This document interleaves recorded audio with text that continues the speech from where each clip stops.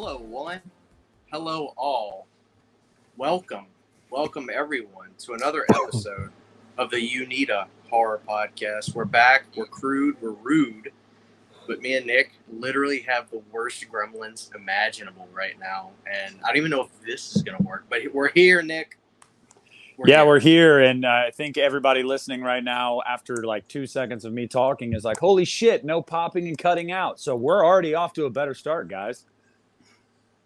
Amen. Nick, dude, we're doing Jason X tonight, but we have awesome guests. First of all, we got Brandon returning for maybe his third or fourth time. Brandon, how are you? Good. Yourself? Thanks for having me back. How are you guys doing tonight? I'm actually not doing good. If you want me to tell you why, I mean, we can get into it. Tell me why. I have to know the details. No, you don't. But no, for real, thank you for being here, Brandon. And for the first time on the show, we've got Lauren Dixon, Visited by Voices 1 author. Dude, thank you for being here tonight. It's my pleasure. I love this fucking movie. Yes, man. Go ahead. What you got for me? But I will say it's a ridiculously cold in Jersey at this point. So it's like I have a house coat on. You can't see it because I kept the lights low. So I don't look like a complete slob on your show. But it is friggin' cold. Yeah, it's 26 and snowing here. So, yeah, I hear you. Brandon and Christian don't know what that's like. See, Brandon's in Florida and Christian's in Louisiana. They got no idea. Thank God for that. Southern boys. Oh, yeah. Lauren, I didn't realize, I connected to you in a way before ever meeting you, because back in a decade ago, I found the website FridayThe13thFranchise.com, and I love the site still to this day. And I was reading your autopsy reports on the storytelling autopsies on the website. At the time, I didn't realize that was obviously you, or I didn't remember the title, Storytelling Autopsies.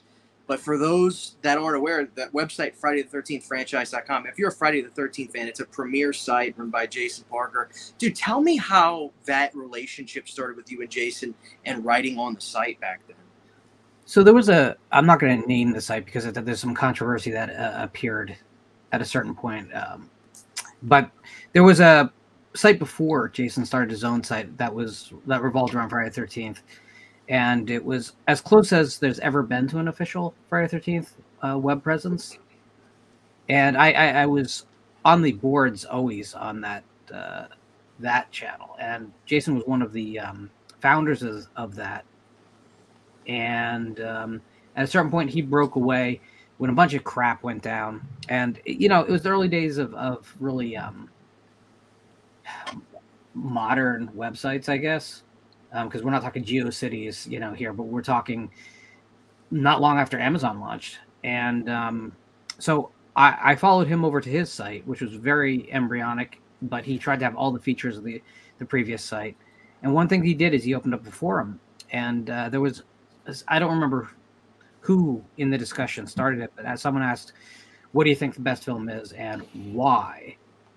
And I just glibly said the first because it's the one that has the most substance to it.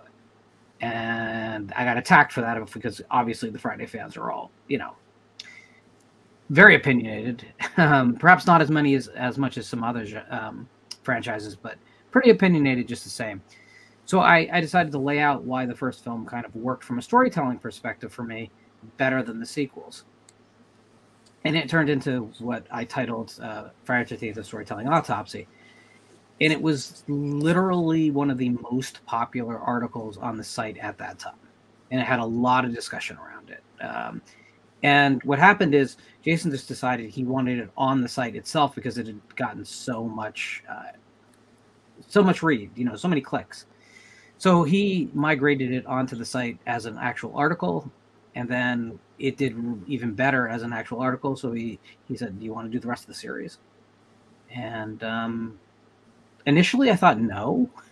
But then I realized as a writer that I couldn't really do that. If you get any publisher of any size or stature who says they want your work, you're just an idiot if you don't do it.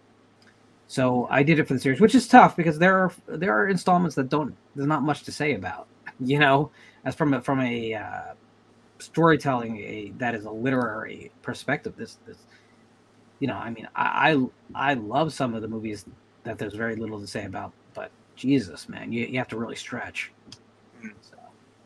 Yeah, I love going back. I go back and read them sometimes, which I have to imagine is the best compliment you can give a writer, right? Just you think you read something once, but I like to go back and because you get so submerged in the dialogue of it all, and I just visualize everything as you break it down. They're great. I loved them. I think I was actually reading them in real time too as they were coming out. Well, that's amazing because it's like I love knowing that you actually reach people. I will say I get a message about. I would say on Twitter I get a message about that series of articles at least once a month from someone who searches me down and requests to either befriends me and gets me to friend them back, or just blind messages me because I actually can. You don't have to be. I don't have to follow you to message me. And I try and respond to people because the more interaction with it, the more dialogue we have in this community, the better we are off. That's the main appeal I have. If we're not talking about the stuff we love, we're in trouble. Right. And that's kind of, it's so interesting, and I won't monopolize, I promise, but it's really interesting to me that like Jason X is probably the least discussed of the Friday 13th if you want to really get down to it. It's usually just dismissed, and there's a handful of us that love it, but we have no one to talk to. And it's ridiculous. You can find more people who want to talk about the remake or Freddy versus Jason than this film. And I think that's a damn shame. So, well, dude, we are here to make some noise on this film. Nick, are you excited about this, man? I think this is actually going to be like a really fun watchable. No, yeah, I am. I haven't watched this movie in years. I do really enjoy the movie. I had a weird relationship with this movie. I've talked about this on the podcast before. When I was a kid, I loved it. I watched it. I beat that the DVD to death. I was watching it all the time. And then my teenage years, I became kind of a pompous ass, I guess, and was like, that movie's trash. And then, like, as I got older, I was like, no, it's not. This movie fucking rules. So, like, I've had a really weird relationship with it. But, like, from the beginning, I always loved this movie. So I'm glad to finally be back in that camp of being like, yeah, I like Jason X and I don't give a shit. So yeah, I'm excited. I don't know why I haven't watched it in a few years. It's just, I guess it's different for me. Like in the summertime, I'll watch some Friday movies, but like Jason X isn't one I'm going to because it doesn't give me a lot of those summer vibes and stuff. It's almost like, what's the best time of year to watch this movie? Like, I don't know. I'm weird like that. Like times of year, I have certain movies that I watch, and Jason X doesn't really fit there. And I guess that's part of the charm too. It's just you can watch it whenever, wherever. So yeah, I'm excited. So you liked it, but at a certain point, you felt like you didn't want to say you liked it on the internet because. No, it wasn't that. I tried to convince myself, I guess, that I didn't like it because once the internet really became big and. You guys were talking about Friday the 13th franchise.com. I had the slasher status on HalloweenMessageBoards.com or the Halloween message board. So like I had been on there and posted thousands of times, like, and horror fans and like general fucking hated this movie. Like they railed this movie. They said this movie sucked. So as I was getting older, I was like, yeah. This movie fucking sucks. I totally agree. I think I just didn't I wanted to like agree with everyone. And then as I got older, as you can see now, I'm like, I don't give a shit. Like I love Halloween 5, Rob Zombie's Halloween 2, like fucking Jason X, like Friday 5, like a lot of the bastard children in these franchises, I just proudly love. I still can't get there with Freddy's Dead, Christian, but yeah, Jason X is definitely one of them. Oh, well, Jason X is much better than Freddy's Dead. There's no denying that. Brandon, dude, tell me about it. Jason X, day one fan? Where you at, dude? Oh, day one fan. I love Jason X. It's one of those weird movies that it gets better for me every year. You know what I mean? Every time I watch it, I find something new. And I don't know, man. I just love this movie to death. And it's weird because whereas Jason Goes to Hell, I despised that movie for probably the first 20 years it was out. It wasn't until 2014 or 15 that I finally started coming around to it. And now I love Jason Goes to Hell. But Jason X, man, that movie, I've loved it since the first time I watched it. It gets better every time I see it. And I want to talk about Jason X a little bit, like just for the people. I'll let you finish, Brandon. I'm sorry. Brandon's already asking, like, Lauren has this thing about him. I don't know what the fuck it is, but people love to just ask Lauren questions. Brandon literally just meets Lauren, and he's like, all right, Lauren, dude, I've got to ask you about Jason Goes to Hell. And I want us to get into that. But I just want to say, yeah, I'm ready to talk about Jason Goes to Hell, but I don't think we're going to talk about it in a positive light. Because there's shit I want to get into as I've been reading books on this movie, on these movies that has to do with Jason Goes to Hell and stuff. But I'm just saying it so I make sure it does happen, because if not, I'll forget about it. But continue, Brandon. I was just going to say that Jason X, I feel like a lot of people who do like the movie have this attitude that it's so bad it's good. And I will give you that it's cheesy, it's hokey, it embraces its B-movie status to the fullest extent. But I don't think it's so bad it's good. I think it's just a good slasher movie that happens to be cheesy and hokey. It's not so bad it's good. It's just fucking good. All right, you know what Jason X is? You know what, Jason? Just you want to cut out all the noise? Good. It's the best Roger Corman exploitation film that Roger Corman never made. You're damn right. That's really all it is. You're 1,000% right. So let me ask you this. Obviously, I know Lauren's answer. And I'm sure Nick's not a big Jason Goes to Hell fan either, so he's going to say this. But Brandon, what about you? Jason X or Jason Goes to Hell? Which one's higher? It's Jason X by far. Right. I love Jason Goes to Hell now, but Jason X is always going to be way above Jason Goes to Hell. I don't understand why people don't like it, to be honest with you. It's like it's not that I necessarily need to change people's mind, but when I hear people say it's stupid, the acting's bad, blah blah blah, I'm like, isn't the joke kind of on you? Do you not get it? Like they know what they're doing here. They're making a space movie. Like what do you think is going on? Like did you think they were, you know? The thing I can't get behind with this movie is people saying they don't like the look of Uber Jason. You're fucking lying to yourself. Like I am so sorry. Like people. The thing I always hear is like, well, you know, it's budgetary reasons and blah, blah, blah. Like, they couldn't really realize Uber Jason like they wanted to. And I'm like, dude, I don't care who you are. Yeah, fuck yeah. Look at that. That's when awesome. I saw that thing for the first time as a kid, I was like, this is fucking awesome. Like, yeah, he would whoop Look at that. He'd whoop the Terminator's ass. Lauren, I do kind of Lauren, is that one snap? Does that have the magnetic snap? It sure does. Oh my god! Wow, look, is that from Fiberglass Masks? It is not. It is from Darb Designs. Nice. That's amazing. I've got the dollar machete, yeah, I've got the Dollar General version of that. I got from Scarefest. Mine's not bad though. I got mine over there, but that one you have is the real deal. Do you guys think that if Jason X had been the dark, brooding aliens type film that the director set out to make originally, do you think it would have been as good today if it had been that serious space movie that he wanted to make?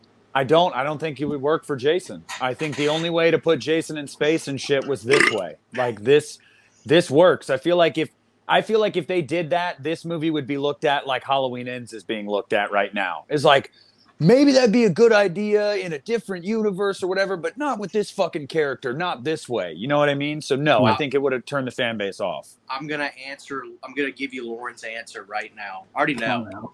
You know it? No, it's very simple. It's all in the writing. Is that true? Well, it is true, but this is also a movie, you know, it's a movie that I think we've lost perspective on this. I mean, you might like the later sequels, right? But they're really a different franchise than the first four movies. We got to face that. The first four are, you know, blood and stalking, serious horror films. The third film maybe less than the ones around it, but they haven't tried to be scary in any serious sense at that point since the fourth film.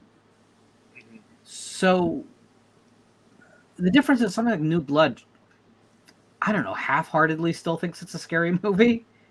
This just says, okay, let's just have some fun. Because we're not going back there. We know we can't get back there. So why don't we just go balls to the wall, go as insane as possible. Every frame of this film is going to look like a 1950s, science fiction magazine cover, and that's what we're going to do. what what I think you had mentioned that you hate when people say that they hate the look of Uber Jason. I hate when people say they think this movie looks cheap.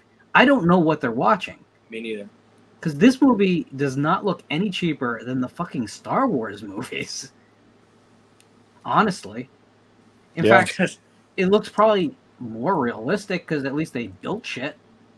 You know, to your point, Lauren, I wonder if that's why I'm not. I wonder if that's why the remake has never really done anything for me, because it was the first movie since Part 4 that was like, let's try to be a little more serious and scary with Jason again. And I was like, not only did I feel like they didn't deliver in that because I didn't feel it was scary at all, but I was also like, you kind of lose the charm of Friday. Like, I don't know. You kind of, to me, you kind of lost your way. Like, it's supposed to be hokier a little bit. And I feel like the remake didn't have that. And you can like the remake for other reasons, like Jason's badass. Like, it's very slick and polished, like good kills and everything. Yeah, for sure. But like, I guess I just didn't want that from Friday. I don't know. Maybe that's because I've never really been able to pinpoint why I don't like the remake that much. But maybe that is it. I think that 12-minute opening, it's phenomenal. And that actually works for everything they were trying to do for the whole film. Like, it is scary, and it is. I remember being in the theater with the remake, and when they went into Crystal Lake and they went into the Jason's cabin, which is something we've never seen before. Like when he was a counselor, where he was when he was not a counselor, when he was a camper. I remember feeling actually like, oh my God, I'm a little bit on edge in a Friday the 13th film. Now, bizarre. Unfortunately, after the title sequence, it becomes a lot less successful with what it's doing. I still think the remake gets a bad rap sometimes. It's certainly better than some of the later Paramount sequels, and I'd probably put it above Goes to Hell, ultimately. But it is not. It's not a top. It's not nearly at the top of my list either. So. Yeah. Going back to your point, when you said people say it looks bad, I feel like a lot of people are confusing their opinions where their expectation was that it should look dark and gritty and like Aliens, and like it looks too bright and Sci-Fi Channel. I think that's the mistake a lot of people make. They say, oh, it looks terrible. I think what they really mean is it just looks too bright and friendly versus dark and gritty and, a lot of shadows, contrast. Did they miss the dialogue? I think so. This is not a dark movie. It's so weird that there's murders galore in it, including some of the most violent of the series, but it is lighthearted. It is not a mean movie at all. That's why I'm so curious, because even the director, it's going to come around. I think on the special features, he talked about, he lamented that he didn't get to film that dark movie. You know what I mean? Like, he didn't expect the sets to look like that. We have Alien and Alien 3. We don't need this film to be dark and mean. Right. No. We don't. Maybe it could have worked, but I'm so overjoyed with the movie we got that it worked the way it should have. Well, I mean, speaking of which, Christian, you want to hit play on this bad boy and let's get this shit rolling? Yeah, we'll get started, then we'll get our BSing going on. So because we can still BS while we're watching it. Right. All right. Here we go, guys. 3, 2, 1. Let's go to space. I just want to say I am watching on my favorite set, my 10 set. I love this set, man. As time goes by, this is the set I go to. I don't know what to tell you. I fucking love it. Because the color timing's right on the movies? That's amazing. It really is. I noticed that I would go when I first got the Friday the Scream Factory box set. I would go back and forth because they did 2K.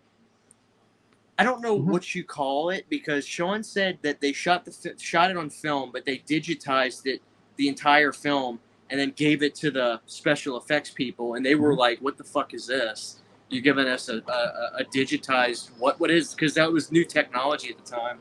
Which I love that Sean was involved with moving forward to that kind of stuff. But I don't know what they remastered exactly for the new box set. But I do like the way it looks on this version. I really do. I'm not bullshitting. But yeah. That's that whole set from Scream is just filled with problems. I think if you get it now, at least you get some of the stuff that was fixed. No, But, I'm not even talking about the stuff that was just missing, or it's a really it's very much mastered for people with high def 4K televisions, rather than mastered to what the movie should look like. And a lot of people are cool with that because they're getting the most out of their televisions, but it's not what the movie should look like. So, all right. So Lauren, let me ask you this real quick, because I don't know. I don't think Nick got this, or Brandon. When I reviewed the Friday the 13th 4K, my comments were flooded with angry people. mm-hmm. Horrible comments. F this release. This looks terrible. Yada yada blah blah. I tweaked it a little bit, but I was happy with it. You were happy with it. Your thought? You think people are? This is like, I think you called it, we're in the goddamn computer generation. Everything looks like a bubbly video game, and they're getting confused with what the film really probably looked like back in 1980. So I've seen the original Friday the 13th probably about every way you possibly could see the film. I've seen it on Laserdisc. I've seen it on VHS. I've seen theatrical repositories showings of it at least 8 times, from both original prints and newly struck prints. It's a dark movie. Get over it, people. When you artificially lighten the film to have more detail, you lose part of what the movie is. It's dark and nightmarish and moody and angsty. And to make it look like a first-person video game, to make it look like the video game they called Friday the 13th, is a big mistake. Yeah. And listen, this is going to sound cheeky, and I'm sorry for that, but I have a list of top 25 horror films of all time that I maintain all the time just to keep myself honest, and it does change here and there. Right now, the original film sits at my 13th favorite film. Now, it's a coincidence it falls where it falls, but it's one of my very favorite films. Right. And it's funny because, again, it's rare to find people, Friday fans, that will consider the original to be their favorite. And I'm not criticizing that. Everyone can have their own opinions. Most of the opinions aren't wrong.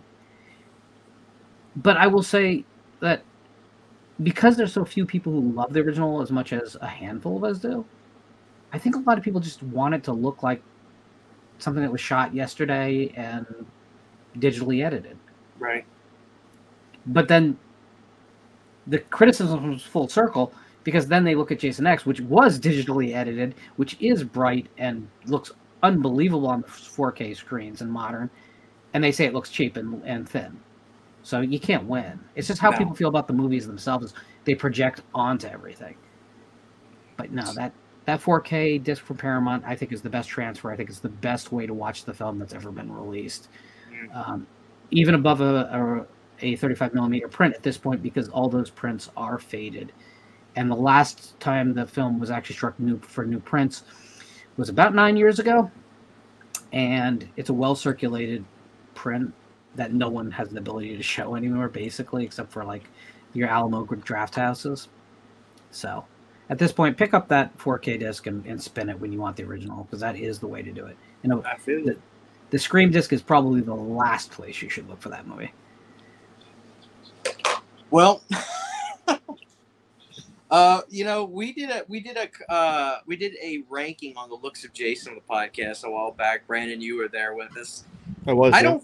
Did you not have the look of Jason? Did you like Uber Jason better? I think I did too. I prefer the look of Uber Jason rather than regular Jason. Oh, shout out David Cronenberg, obviously. Oh yeah. How do you not love the fact that David Cronenberg's Jason X? Well, his director of photography for many films directed the movie, so. Yeah. Rest in peace, Jim Isaac, man. Yep. But yeah, Jason X, the look. Are you guys cool with the look of Jason in this one? Do you think it just is what it is? Or, I mean. I'm not a huge fan of human Jason. I think I like Uber Jason, but I'm not the biggest fan of human Jason. I like that he's nasty looking. He's pretty rough. I think he has too much hair, and I don't like the nose of the mask. I think it's a little bit too pointed. The nose is very different. Yeah. I mean, the mask itself is shaped differently for sure. I've always interpreted it as a very conscious choice. Like they're suggesting that we missed a bunch of stories, right? That between wherever this takes, whatever the previous film chronologically is to this, because I'm not entirely sure that's Jason Goes to Hell, but we've missed a bunch of stories. A lot has happened. It's not the same mask as it was. At some point, this is a different mask. We just haven't got those stories. Right. It's kind of acknowledging that, like, there's a wider universe of stories that we didn't get, and I kind of like that. And as far as the hair thing, it's part of the it's part of the lore in this film made explicit finally that he regrows destroyed tissue. You know, I mean, it kind of just brings it back to the second film and the hair on Jason in the second film, and kind of like putting it all together. It's like Jason is the kind of like a cancer cell that's growing and mutating. I kind of dig that. And I just like that it's not... If we had just got the look of Jason from part 7 again, for instance, we've done it. Right. I don't know. This is far from the worst look of Jason in the series. So I like it. I like it. Every time I see it, I'm like, no, I liked it better than I thought I did. Now that, like, the only thing about it, and I'm not, it works for the movie. Like, I actually think this is one of Kane's. I'd put this below in terms of his performance. I'd put it behind. Actually, it may be his best Jason performance, if I'm being honest. I actually think he looks like he's having the most fun in this one, quite frankly, and he gets to do more. And I actually think this might be Kane's best movie. Now that I think about it, he has the most to do in it. Yeah, for sure. I like the way he looks in part 7, absolutely, and I like the way he looks in 8. But I think in this one, it's just like he's a badass in this one. I think he got to finally realize his portrayal the most in this one, and let loose and have fun. But I don't know. I just love this movie. But what were you going to ask, Brandon? Do you remember earlier, what were you going to ask about Jason Goes to Hell? Because I actually want to talk about Jason Goes to Hell in some form or capacity.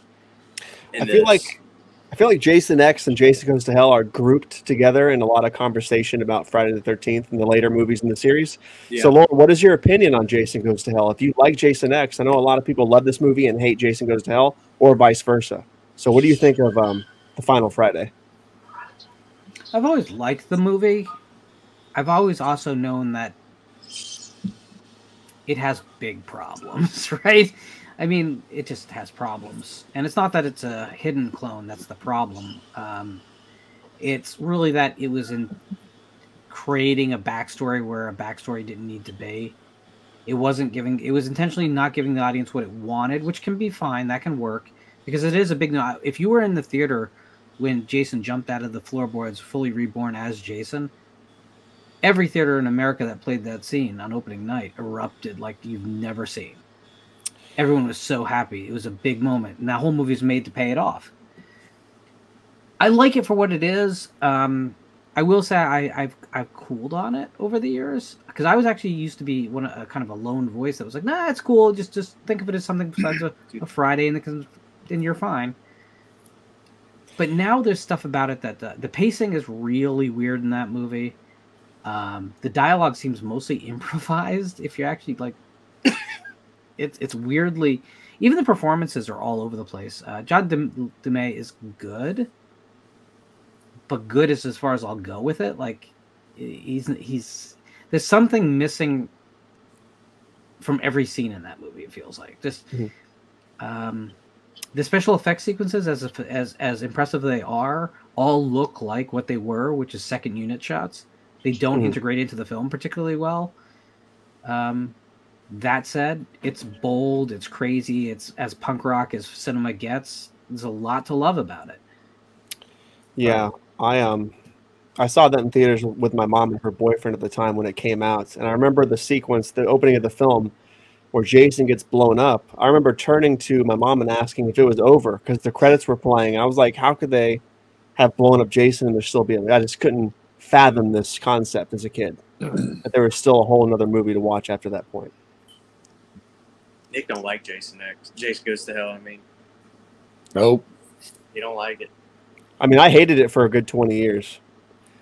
And then I realized I actually loved it. And now No, I Nick, like do you not think it's funny, Nick, or is it? I mean, it's not as simple as it's not Jason in the movie. Is it? It just doesn't work for you? Is it?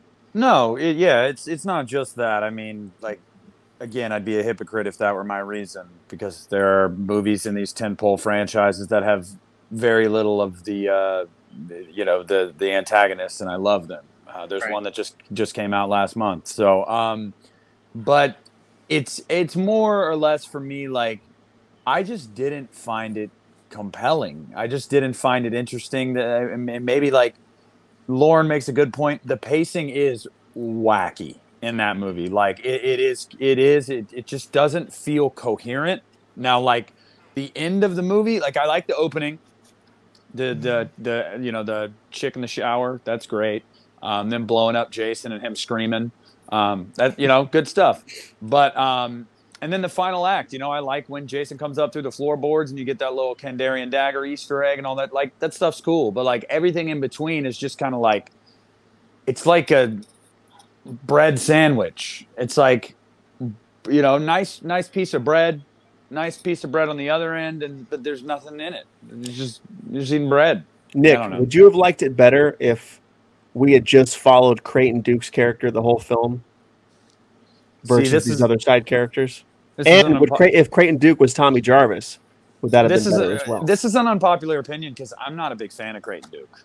I'm not. I know a lot of people are. That's like blasphemous to say. I know he's over the top for over the top's sake, but like it's just like I don't know. I mean, maybe like I can't say no because who knows? I mean, maybe if they would have gone full bore with that, like yeah, then maybe I would have. Maybe I would have grown to like him more. But it's like that's part of my problem with the movie is that it feels like he's placed in there at weird times to give like weird line readings and then like disappear, and you're just kind of like, if you're gonna do this, do it. Like just get fucking weird. Like so, I don't know. So yeah, I guess at the end of the day, it's the pacing. It feels like a lot of filler. There was cool ideas there, but. I know Christian has read a lot about all these films, so he might echo this in a second. But during the development, there was a point where Creighton Duke was going to be blamed for all the murders, and all his quirky behavior beforehand was supposed to be a tell that there was something not right about him, so that there would be a logical place for them to go, for the authorities to go with it, and that's why the attack on the police station, the Terminator scene. Was supposed to be such a big revelation moment because it basically is just the Terminator scene. Mm-hmm. But yeah, I really like Stephen Williams as an actor, and I think some of the lines are really iconic. Character doesn't really work though. I mean, if we're being honest, like everything in that film, there's just something a little bit missing. I think there's probably like 50 minutes of footage that it was exiled. And I was reading, there's this great book, this Slash of the Titans, and they chronicleize it from 1989, 88 till now. And I'm still reading, and I'm learning a lot. And it's funny because when I bought that book, Lauren said, dude, you're going to read about some shitty scripts. And I'm thinking to myself, part of me is like, Lauren, don't worry about it, Christian, And like, no, I have not. All these scripts suck. Half of them make the Millennium a big part of the story, and it's pretty bad. But interestingly enough, one of the reasons we got Jason Goes to Hell was because New Line had a big success with Freddy's Dead, and so they said, okay, well they did financially. They actually I know they did. It's just always been wild to me. Like I know. So when that happened, New Line said, oh well, these properties individually still have some guff to them, but if we show these characters, hey, this is the last one, get ready, we can kind of stopgap and kind of pay for the production of Freddy versus Jason. So that's why the final Friday, Jason Goes to Hell, was brought into the swing of things. And everybody knows now that Adam got the job. We have, like I said, we have a very educated audience. So I really don't like being the guy that's like, okay, blah, blah. But the dude wasn't ready. he got the job as a gift because Sean took the script that he wrote and sold it for millions to Disney. I love Sean Cunningham so much. So you guys know about that damn My Boyfriend's Back thing turned into so Adam wrote that movie. It's completely unrecognizable from what he wrote, but whatever. Right. Sean made a killing off of it. So he gave him the movie. But as I was reading about, they didn't go into super in depth about Jason Goes to Hell, but and I don't dislike Adam Marcus at all, but I got to be a little bit honest with myself. I think if he ever got to release this cut of Jason Goes to Hell that he's talking about, the reception would more than likely be a little lukewarm than hot. I think Sean probably said this movie just doesn't work. Because I think he said his first cut of the movie was like over 2 hours long. And they chopped out a lot of stuff. So there's a lot of character exposition that is beyond Exile. That some of the stuff we're talking about, it's just gone. It's completely gone. Yeah. You know, it's kind of. I've talked to Adam a lot on the. He's on the Jason. There's a Jason Goes to Hell documentary he's making, and there's a Facebook group where you can interact with Adam directly a lot. And I've talked to him a lot about Sean, and there's the back and forth between those two about what really went down with Jason Goes to Hell, and it kind of sucks because Adam seems like a cool guy, and Sean is one of my heroes. But somebody is lying about the way that went down. Jason Goes to Hell. You know what I mean? About like the hockey mask. Get the hockey mask out of the movie. Like Sean denies saying that. Adam is still adamant that he said that. So it's like, who's telling the truth? Or are you guys both kind of flubbing? Or did you guys both interpret each other wrong? You know what I mean? Like, was there a big misunderstanding? What happened? I don't think we're ever going to know for sure. Well, go ahead, Lauren. Look at the movie that resulted. That's what I always tell everyone. Like a director is a manager.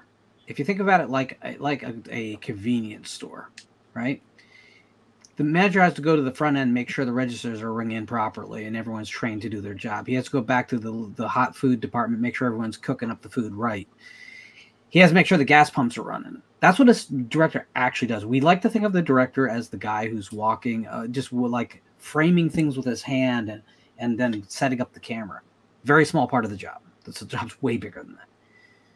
The producer's job is to handle all the logistics that get you onto stage. Make sure all the properties are rented, all the insurance is in place, all the actors have the transportation. Now, they have their people that help them do that, but they're ultimately responsible for that. Truth is, the movie's a mess. And that's in its final glossed over form. You had a director who wasn't ready. Christian's 100% ready. He was too young. He was too inexperienced. Did Sean want to make major changes to the franchise? Yeah, because Jason Takes Manhattan had just failed spectacularly and almost killed something he had been making tons of money off for many, many years. So yeah, he wanted to make major changes. Did he say, get that mask off, Jason? You know what? I don't even think that's necessarily a bad idea. The hockey mask shouldn't be the character. Is it the marketing logo? Sure. But if the fans are that concerned about a hockey mask, I don't know. That's the lack of a hockey mask is not the problem with Jason Goes to Hell at all. So, I mean, my take is you had a producer who probably gave too much leniency to a director who was not ready for the job, then took the project away from him, tried to cobble together the best salvageable film he could, and they released it and it made money. Yeah, I mean, he was 23, I think. I'm thinking back to when I was 23. I had not have handled being a captain of a ship like that at 23 years old. Like, that must have been intense. Like, the most intense thing you could do. At 23? Come on. Even a lower budget film, because this isn't, I wouldn't call this low budget. Jason Goes to Hell actually truly low budget. Because there was enough money to get everything done. And it wasn't like local dentists putting up the money. But you're still talking about probably having 300 employees under you. You know, I mean, count the credits if you disagree, but almost all those people fall under the director's control. It's a big responsibility. He just wasn't ready. I think it's in the final result. Is there great stuff in the movie? Sure there is. Did the art department come through in a lot of ways in a lot of places? Oh, yeah. But it doesn't hold together as a piece. I mean, listen, we're kind of it sounds like I'm bashing the movie unfairly. I like the movie, and I've been a longer time defender of it, actually. Right. Until a few years ago, it was still the most hated of the franchise, which was never my position. I'm one of those guys that still just will go to war saying the fifth film is the worst in the franchise, and you can all disagree with me. That's cool, but it's not a particularly good production. And you can see the problems. You can see that the actors are all over the place. Some of them are acting as if this is a serious drama. Like Aaron Gray is taking it dead serious. And, other actors are as goofy as it gets. The diner woman is... I wanted more diner. I wanted the movie to revolve around the diner for the film. The actor who played her husband in the film just died. Yep. Yeah, somebody posted that. God damn, we're losing everybody. Yeah. Leslie Jones is his name, right? Leslie Jones? Yep. Yes. Leslie Jones. Yeah. I didn't have it at the tip of my tongue because I've been away way too long. Here's a question for you guys. Do you guys prefer the look of melted, toxic waste Jason from Jason Goes to Hell or human Jason from Jason X more? Which look do you prefer? Man, I got a soft spot for Jack-o'-lantern face, Jason Takes Manhattan, Jason. Oh, that's my favorite look. I got such a soft spot for it when he yells like a pig or something. I can just remember people laughing out loud in the theater. But it's not even people don't. I don't understand how people don't get this. That wasn't even a makeup effect on Kane. That was a fucking puppet. It was, right. Yep. And it looks like it. I still find something really creepy about that design, especially when you see him staggering down the sewer from that wide shot of him far away. There's something really freaky about that makeup. Nobody else likes it. There's something incredibly freaky about that makeup. My favorite character in this movie is this guy right here. So this old man who obviously has some kind of computer screen above his head. He's in bed. He's just pissed off. He's annoyed. I fucking love this guy so much. So you recognize him from Scanners, right? Yeah. Yes. What's his name though? The actor. I know. Again, I've been awake too long. And again, this was a David Cronenberg favor called in right here. It's such an aggravated, pissed off. And I love the teacher guy too. He's just like, I need money. The educational experience will be enough for them. So when people criticize the acting of this film, I really don't know what the hell they're talking about because these are all professional actors for once. This is like the first Friday film that has all professional actors. Right. I mean, people say things like Lar Park Lincoln is good, the seventh film, and I'm like, are you freaking serious? She has like some of the worst line deliveries anywhere. Whereas in this film, everyone is genuinely good. Down to the most bit players. Although not many bit players, but it's great. And I've gone this far without saying Janessa out loud, so because that's an issue. The interesting thing that I did read when I was doing Slash of the Titans was New Line really didn't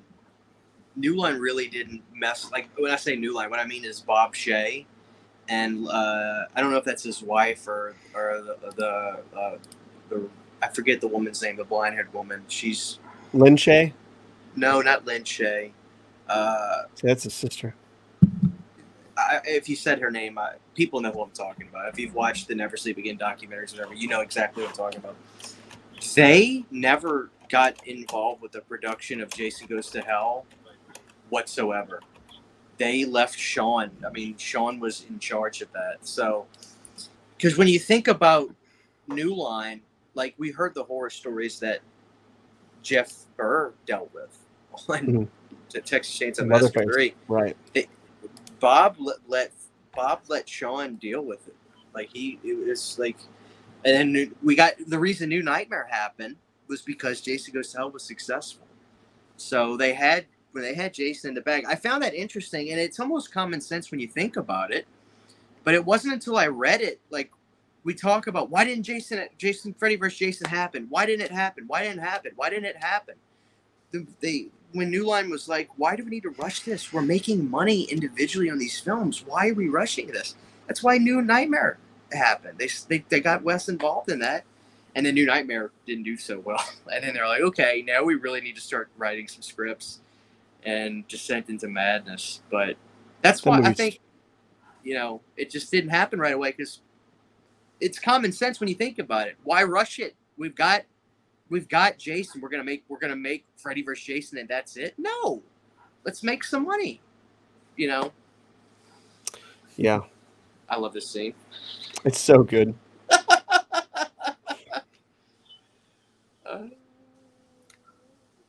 That shit is hot. She's so fucking hot. Oh, Janessa is. Oh my god, unbelievable. I want those pliers so bad, and I know who owns them. But oh god, you see, this is what I always loved about this film. It could just go there. It doesn't care. Right. It says let's have fun. Let's go to crazy places. As much as people will shit on some of Todd Farmer's scripts, that's one thing that you can never say about that guy, is he really doesn't pull any punches. Like, his movies, if he writes a script, it is very out there. Like, he's just like, I don't give a shit. This popped into my mind. It's going into my script. Like, I respect the guy for it. I mean, shit, I like Todd. Todd's good people. Definitely. I love Todd in My Bloody Valentine with his big ass. This big ass hitting it, just banging that prostitute on the bed. His big bald ass. Dude, he went for it in My Bloody Valentine, dude. Just bare ass in that movie. Uh-oh, Brandon, look at them titties falling off. I can't believe that was a prosthetic. You know what I mean? Like, that wasn't even real. Dude, it's so underrated, too, when you see this. I remember being a kid when I was watching this movie, and I would just be like, wow, boobs really do not hit the same without nipples. Like, they just really don't. Like, it's just crazy. Yeah, it's just crazy to be like, wow, nipples make the whole thing. Weird. Yeah. One thing that I did find interesting, though, after Rob Bottin, which, honestly, he would have been an absolute disaster for Freddy vs. Jason. I'm sorry. This guy just wanted to spend a truckload of money on this movie. And New Line was right to just finally part ways with him. Right after that happened, Sean, this was late 98, Sean recommended going back to a previous script that everybody kind of liked, and Jim Isaac to come in. But when Jim Isaac came in, he had a meeting with Bob and a few other people, Mike DeLuca, and kind of wanted to go in a few different directions with that certain script, and they didn't like it. But Sean obviously really liked Jim, and this is why, that's part of the reason why Jim ended up doing this movie, which is great. Can I ask you guys a question? Because, like, I'm curious about this, and maybe I'm just caught in the moment, because, like, I know the remake cast is pretty fucking hot, too, but Jason X has a cast of very attractive women. And, like, that's a theme throughout the Friday movies for sure. But, like, all of these women, I'm like, wow. Of course. And the thing here is, though, they also deliver good performances. Yes. It's weird. Yes. It's... Because they went for them for their appearance, and then they're like, yeah, we need pretty girls in a Friday movie, and it's like, wow, you can act too. That's awesome. Like, so, like, yeah, I'm genuinely impressed. They're good to look at, and they're good on camera. Like, they're good in their performance. I just love that this is how a chemist dresses for her day-to-day job. That's what literally I've been thinking that, but I didn't say anything about it. Well, wait a second. When in the future does this take place? I mean, have you been to a Walmart recently? Yeah, no shit, right? Yeah. I mean, social norms have changed. Right. Very forward-thinking. We just got through what might be the most popular kill in the franchise at this point. I mean, Oh, yeah. then liquid nitrogen kill may have surpassed the sleeping bag murder in popularity. I love really this might have. shot too. Hell, fucking love this Mythbusters shot. took on that shot. They did. You're Yeah. right. They did. I saw Did that. they bust it or did they say it would work? They did bust it. Fuck Stupid them. Mythbusters. Yeah. I don't. That was one of my favorite kills in the franchise, but I still think my favorite is the sleeping bag, rotisserie chicken cook in the remake. That is just chef's kiss. That kill is so mean spirited. I love that kill so much. In the remake also has Chewie's death with the screwdriver, which is the most protracted, nasty thing. Oh yeah. Again, the remake is frustrating because there's a great film somewhere in there. I just don't think it should have been Nispel. I think Nispel said all he had to say with Texas Chainsaw Massacre's remake, which is a fantastic movie in my opinion. I love that remake. And then it was like, I think Platinum Dunes was like, you did really good with that one, so why don't you tackle Friday now? But Nispel has openly talked about how he didn't really have the passion for Friday like he did for Texas Chainsaw, and it just shows. It's like there's elements here. Like you could tell, like some of the powers that be had right ideas, but they didn't have the right filmmaker for the movie. It's not that he's not a good filmmaker. It's just, I don't know. Daniel Pearl said it himself, the cinematographer. He said that Nispel came back to him, and he said that he his career needs that shot in the arm again. So I think it was just a job, really. It wasn't the passion project. Yeah. It made money. It did. I think we could have fared a lot worse. I agree. I like the remake. Yeah, it's middle of the pack for me. I think Derek Mears gets the job done. Did a good job. Thought the look was good. I would like to have seen it more in the movie. I think it's one of the most gorgeous designs in terms of just this brute, nasty look. But unfortunately, you don't get to see a hell of a lot of it. And I like the big Jasons, man. I like Derek. So. Wow, I kind of like the sackhead part more. I wish that he just would have been a sackhead, because a sackhead was fucking terrifying, dude. That is the superior sackhead version of Jason. I hate to say that, but yeah, of course, it's pretty amazing. The closed captions on this Scream Factory Blue are not good. They're getting words wrong, and like with the theme, it's saying key ma ma ma. I'm like, what the dude? fuck? Not even Sean Cunningham knows that though, so it's like. Sean says ma ma ma. No, he says ha ha. Oh my god. On the His Name Was Jason documentary, which I love, because they really can't talk about too much specific stuff because it like was a Anchor Bay thing. Sean Cunningham on it goes. He doesn't even know. I just think that's hysterical. Oh, I don't buy Manfredini's kill ma ma ma story anyway though. I don't know, but when Manfredini reenacted the on that documentary, it sounded spot on, though. You know what I mean? It sounded exactly like the fucking original. I don't buy it for a second. I think it's more likely, and Christian, as a musician, you'll dig it. I think it's more likely he was going through work. He heard some sounds, put a flanger on it, and was like, "Yeah, that's what I'm going to do as my signature." Sure, and that he I know that technology is probably new too, so he was probably just having fun with it and stumbled across something that he thought sounded cool without question. It's too cute, right? Oh, I'm going to use "kill her mommy" but if that was the case, we'd just have heard someone say "kill her mommy" on the screen. I mean, to me, it sounds like one of those happy accidents that people are trying to make into a science project. Yeah. Also, I love that kill. Oh yeah, that machete is so fucking badass. Yeah, Darb Designs, people who make my mask make it, but it's expensive for what it is. Oh man, I know Brandon's favorite is the beginning of Jason Takes Manhattan when the Paramount logo hits. Jason. Oh, I love that shit. I love that shit, man. That's Fred Mullen going crazy. Dude.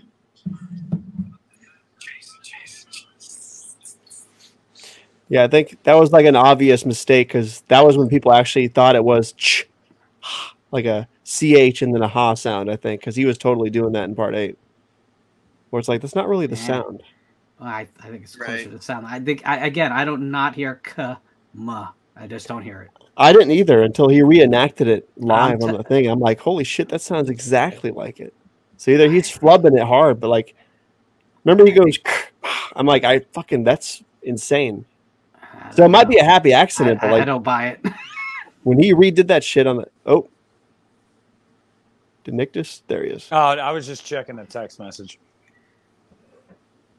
So this sequence with the Marines, Yeah. sometime when you have a chance, watch the Equalizer, the Denzel Washington movie, the Home Depot sequence at the end. This is I'm sorry, I'm getting ahead of it. When you get to the actual Jason killing the Marines sequence, which is only a couple minutes off, watch that and compare the framing of every kill to the Equalizer, and you realize that movie like basically storyboarded off of Jason X. Oh my god, yeah. It's crazy.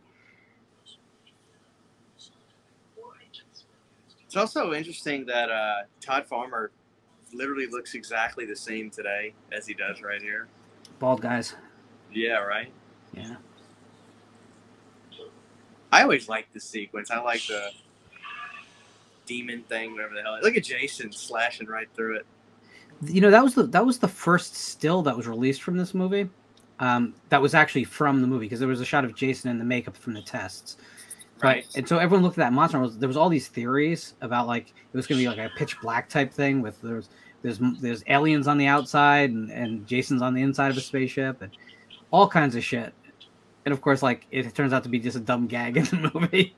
Oh, I bet that threw people off too. Like, what the hell? Yeah. Oh my god.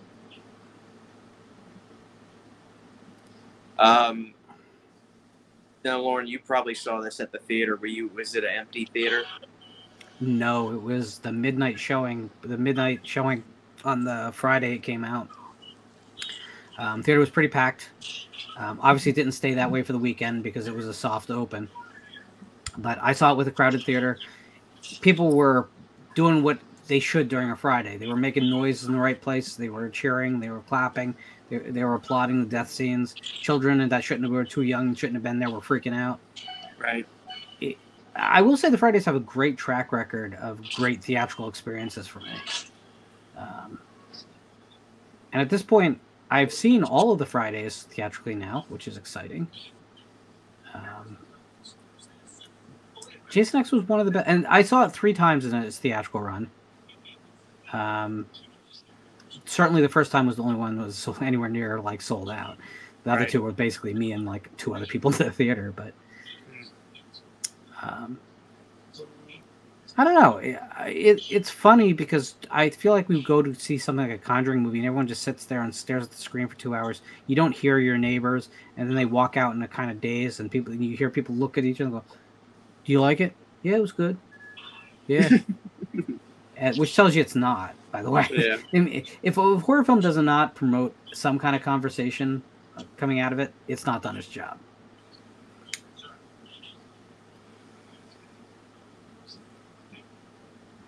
Old Waylander.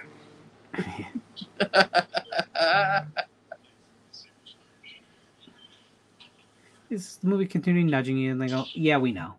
Yeah. Okay, we know. Nick, I need you to see Leprechaun 4. That's when he goes to space. Don't do that, Nick. I think he'd like it. Don't do that. I intentionally avoided that movie, Christian. Why? Because you're the only person that's ever told me that it's not that bad. It's the best in the series. What's not to love about Leprechaun in space, dude? I stopped after 3. I mean, that's one of those franchises, like, I am shocked it went as long as it did because I've never heard a positive thing after 3. And even then, you don't hear positives with 3 much. So, I think. Yeah. You haven't seen Leprechaun in the Hood, Nick? No, I have not. Dude, Ice-T's in it. He is. Ice motherfucking T. I love Ice-T. I think that movie wasn't that bad. I think that those I know the first one. Lord, did the first one have a modest theatrical run? The first one. The Leprechaun series? Leprechaun. Yeah, the first film had a wide release. It did well. Right. It had a very conventional release. The second film, I think, had a release, and I think it basically shit the bed. And so it was video from there on out. So they were probably rental store darlings. That's why Vidmar kept just pumping them out like. Well, the whole deal you got to realize is that when VHS exploded the marketplace for home video, it changed kind of the dynamic, because you'd make money. In the past, it was you made money from theatrical, you made whatever you were bringing in internationally through distribution partners, and then it was all licensing after that. And licensing was great because it continued forever, but it was dribs and drabs of money. And some of those checks would shock you, like a UHF station might pay a couple $100 for the rights to show your movie. Right. It takes a lot of $300 showings to make anything serious for the producers. But VHS changed that, because you went to the stores first, the video stores, and then 6 months to 8 months, maybe a year later, you dropped the price and went to the consumer, and you got another big hit. So it really added a lot of money to the pie. So if you had a recognizable title, and Leprechaun was a recognizable title, you could make a lot of those things before you started to really question whether it was worth it. Oh shit!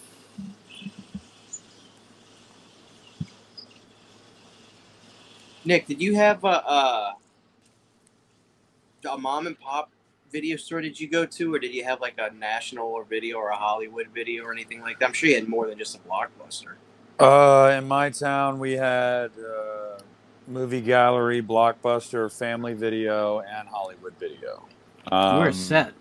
Yeah, we had all of them, and like my mom's favorite was Blockbuster, and like I guess when I was a kid, it was mine too, simply just because that was the one we always went to on like Fridays to rent movies or whatever. But personally, as I got older, I became more partial to Movie Gallery. I really liked Movie Gallery. I felt like their prices were really fair, and the one thing I liked that Movie Gallery did before Blockbuster did was you could buy movies there as well, not just rent them.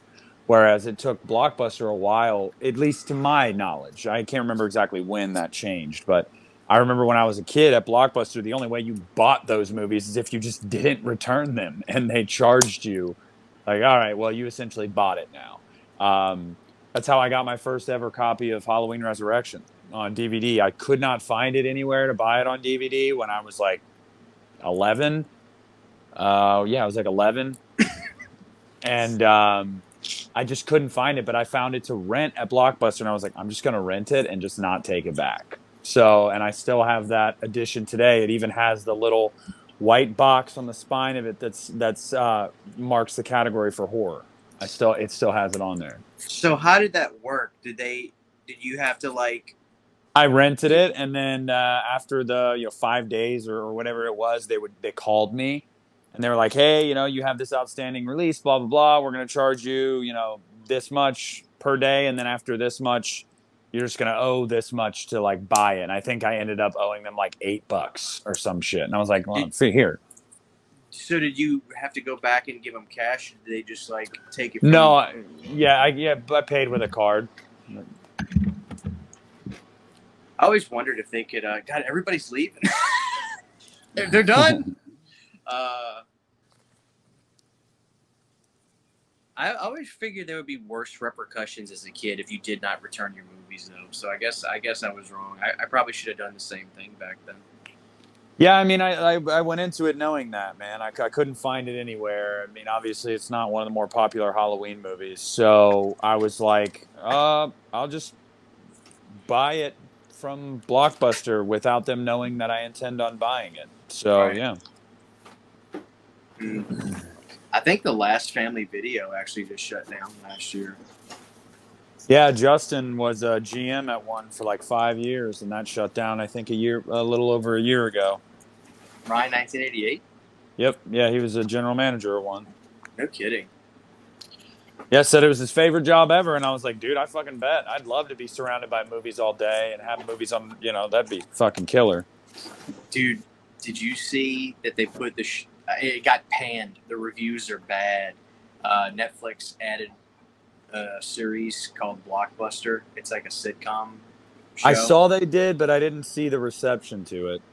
Yeah, I looked into it, and a lot of people were just saying, "Oh man, it's bad." Like I think the show revolves around them just trying to stay open and shit like that, and do what they got to do. But yeah, the reviews didn't look too kind for it.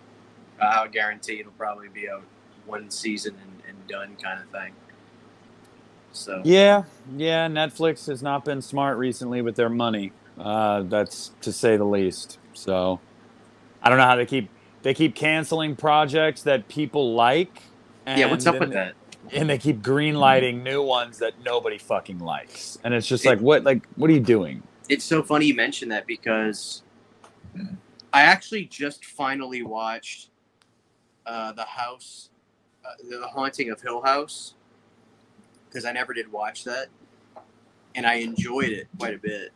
And I'm almost done, but I was watching The Haunting of Bly Manor, which I got to be honest, I'm liking that even more than Hill House. If I'm being honest. Yes, I like Bly Manor better. I think it's a better story, but I think Hill House is more effective in being scary and dramatic. But I think Bly Manor is a better story.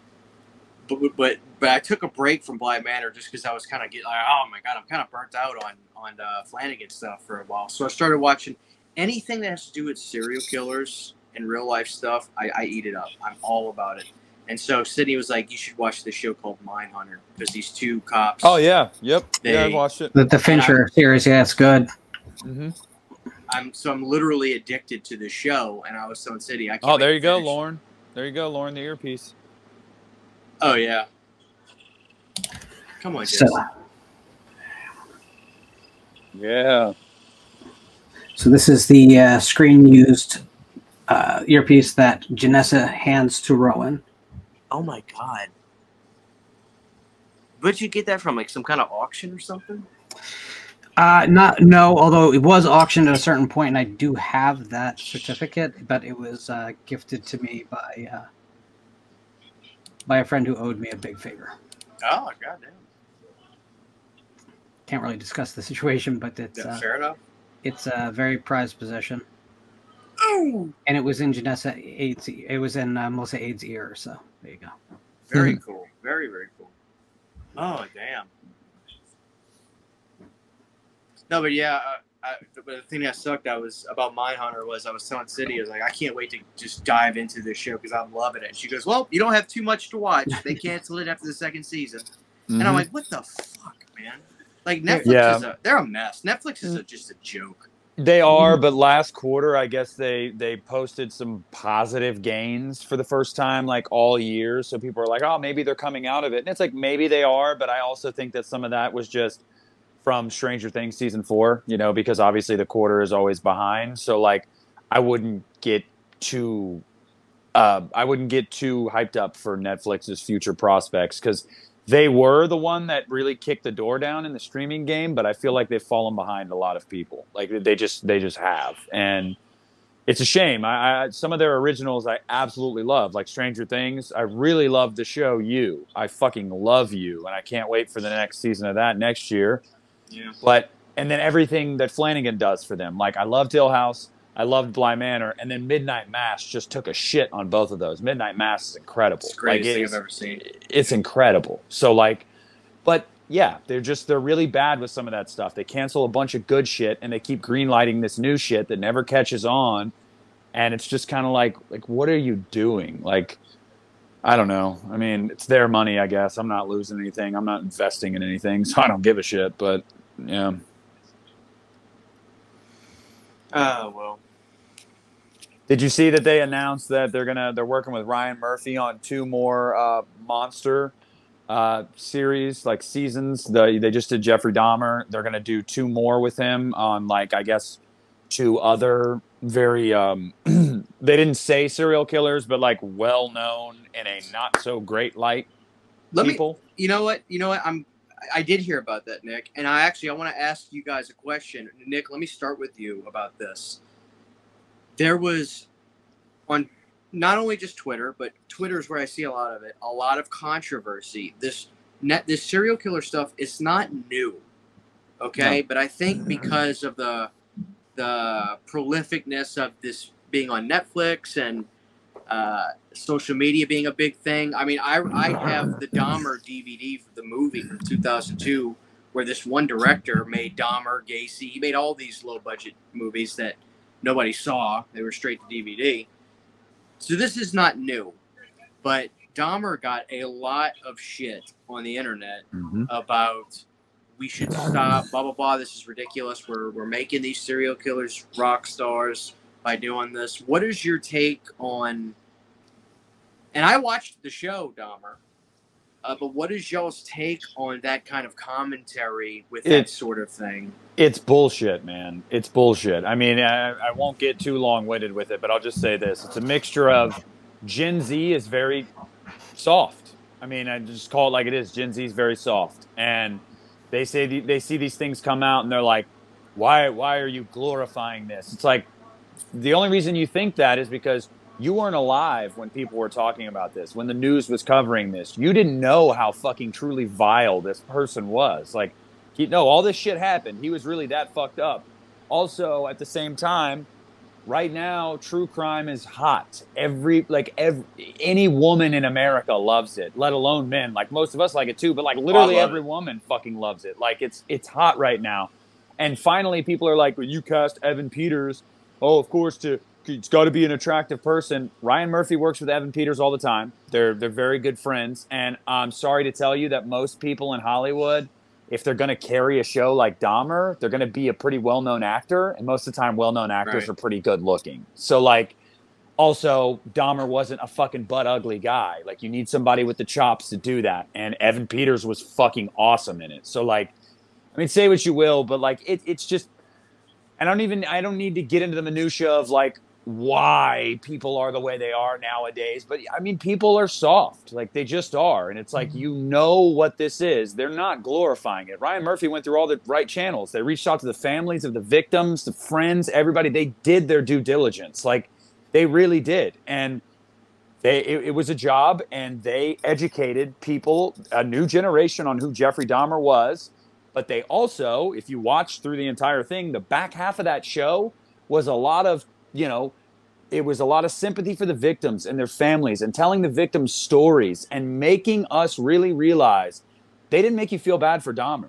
When Dahmer died in that last episode, I mean, it was brutal. Like, they showed all of that. They didn't want you to feel bad for this guy. So I just think people are soft about it, man. I mean, I really don't know what else to say. Someone's probably going to comment and be like, we're not fucking soft. I think you are, personally. And that's just my opinion. I totally agree with everything you said. And the only thing I'll add to it, because you spoke so eloquently, in my opinion, is if you don't like it, don't fucking watch it. Brandon, what about you? I agree. Yeah, everything Nick said and you said, that's on the money. Yeah, I watched that show. It was a good show. I didn't think they glorified anything. You didn't root for Jeffrey Dahmer one time during that miniseries. So I don't know what these people are talking about. But real life is ugly and scary, and that shit happened. So I don't know what they expect, what they really expected the show to do. How do we learn from history, Brandon? We learn from history by telling history, guys. We don't forget history. You have to remind people of people like this. Remind people that there are people out there like this. Show the fucking warning signs for that. Educate people. Like, that's how you don't repeat history. That's how you don't let another Jeffrey Dahmer kill dozens more people over a span of 15 years. Like, it's the harsh reality, like Brandon said. The world's an evil place, and there are evil people in it. And, like, sometimes the spotlight needs to be shown on that. Like, yeah. And people are mad about this. I can't wait to see the reaction to the Gacy show, because I'm pretty sure that's coming next. That's going to piss a lot of people off. If they're mad about this one, Gacy's going to fuck everybody up. The movie Gacy from 2002 or 3. That was a good movie. Ozzy from Leprechaun. Yeah. Every time I see that, I just say Francis, because the guy who played Gacy is the dude who played Francis in Pee Wee Herman's Big Adventure. And I mean, I love Ryan Murphy. I love American Horror Story for the most part. I didn't like Roanoke, but like every other season, I've either loved or enjoyed enough. So like, I'm the only idiot that loved Roanoke, apparently. Roanoke is my favorite season of American Horror Story. See, absolutely. People tell me that, and I understand. Like I do. It's found footage, dude. It was so good. For me, it was just like too much of a deviation from what they were doing. But for other people, they fucking loved that because by the time you got to season 6, it was like, well, this is very formulaic and like, let's change it up. So I totally What was the one with the clowns? The one with the clowns. What was that called? Cult. Carnival. That was the last season I watched. I haven't watched since that season. Colt was, I fucking loved Colt. Evan Peters was great in that. And like, there's so many people that were like turned off by Colt just because of the idea. Because they were like, oh no, we're getting into politics. But if you watch it, like it shits on both sides. Like it makes both sides look dumb. So like I really enjoyed it. And Evan Peters is like this fucking cult leader leading this fucking Waco 2.0 is awesome. Like I loved it. Like he's insane in that season. So, but you're not missing Brandon. I do think you would like 1984. I've heard that. I've heard people say it's very slashery. Yeah, I liked it. It is. It was good though. Like it was good. I didn't finish Hotel either. I watched like 3/4 of Hotel. I never finished it, and then I watched Roanoke. And dude, I love Hotel. Best part of Hotel is that drill dildo guy. Dude, that guy's shoving up that dude's ass. The best part of Hotel is how many times you get to see Lady Gaga's ass, and I will die on that fucking hill. Oh, she looked damn good. No matter what people say about Lady Gaga, she has a great body, and she was not afraid to show it in that season. And I was like, "You go, girl." Yeah. Speaking of Ryan Murphy, I know we're off topic. Did you guys watch The Watcher yet? Everybody at my work keeps telling me to watch it. You need to watch it yesterday. It's so good. It's so good. It started out good for me, but I kind of took a break. I wasn't feeling it after about 4 episodes. Really? Yeah, it gets good. Lauren, did you watch Dahmer? I didn't. I don't really watch television. Give us your thoughts on that, though, Lauren. What are your takes? Yeah, no, listen. Listen, everything you guys said is absolutely right, but it kind of misses the point. I'm a free speech absolutist. Unless the creation of speech is itself a crime, to get rid of the big dumb stuff that people always like to throw into your face, we should have Jeffrey Dahmer, the sitcom, frankly. If people want to watch that, it should exist. The morality behind creating a piece of art should not define whether an piece of art exists. That's insane. I don't care about the educational value of anything. It doesn't matter. The point where we think words hurt people and should be suppressed is the point where we're saying ideas are dangerous. And when you have someone say an idea is dangerous and it can be suppressed, then you better watch out, because eventually the people who get to make the determination of what is a dangerous idea will be people you vehemently disagree with. You might agree with them today, but there'll be different people in that power structure tomorrow. Never support censorship. And there is a cultural censorship, not just governmental, right? If you get enough people screaming loud enough, they get their way. Fuck them. Really. Yeah. That's what it is. There's no choice but to be a free speech absolutist or to court fascism. That's the honest truth.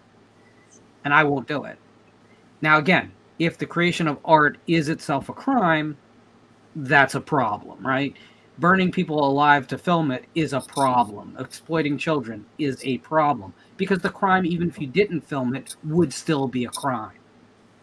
This isn't tough stuff. This isn't a slippery slope argument. Art, speech, ideas, that should be sacrosanct to any free society. So yeah, Jeffrey Dahmer, the musical, let's do it now. Amen.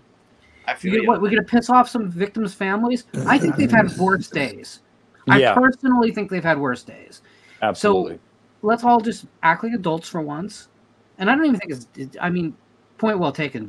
Gen Z is like the exclamation point at the end of the sentence. But I think in general, our society is friggin' soft at this point. The point where we have to have a warning on a cup of coffee to tell you it's hot, we've already lost the battle. Anyway, off the soapbox. Yeah, there'll never be another Morton Downey Jr. show where he shames porn actresses live on stage. Yeah, smoking a cigarette.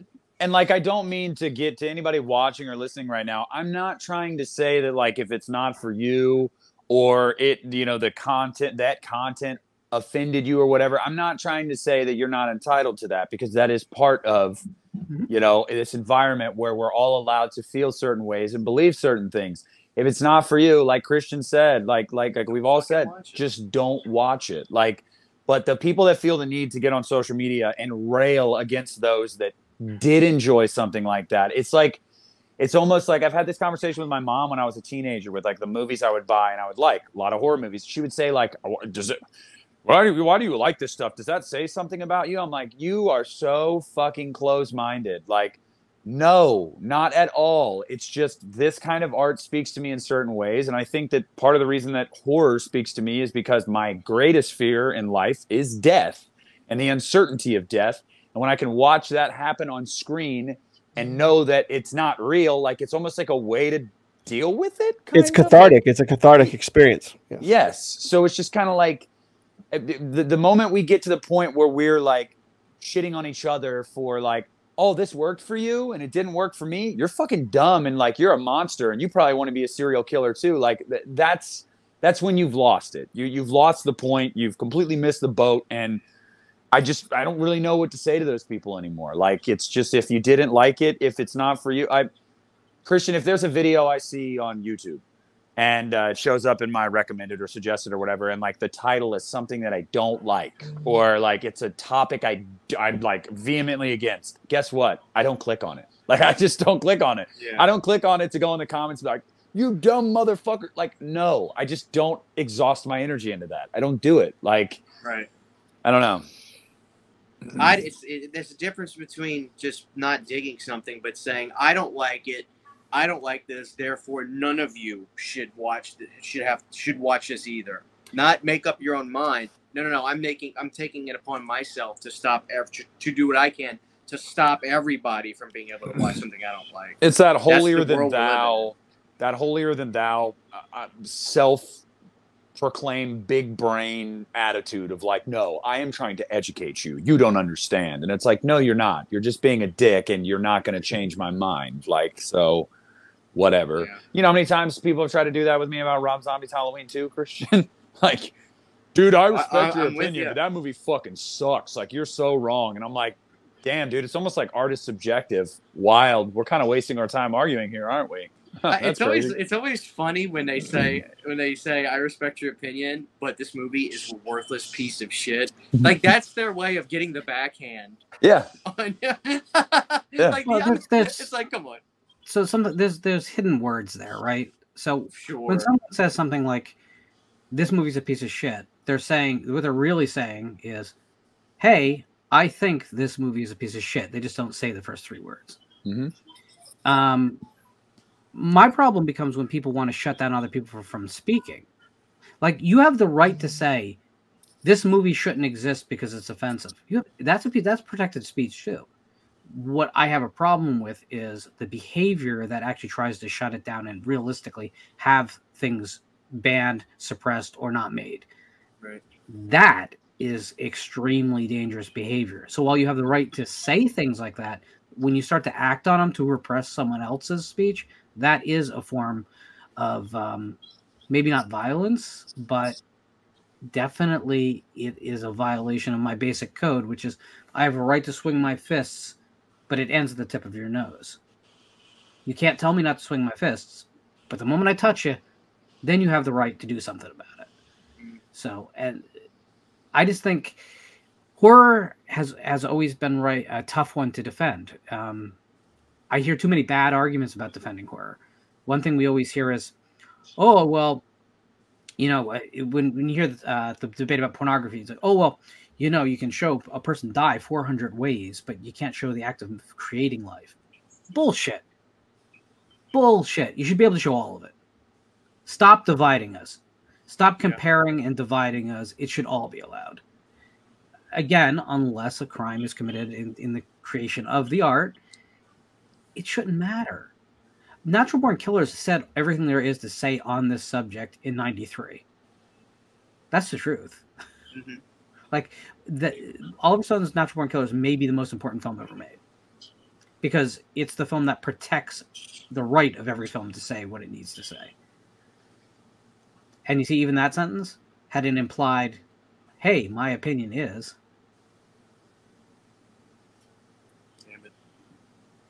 I love KM.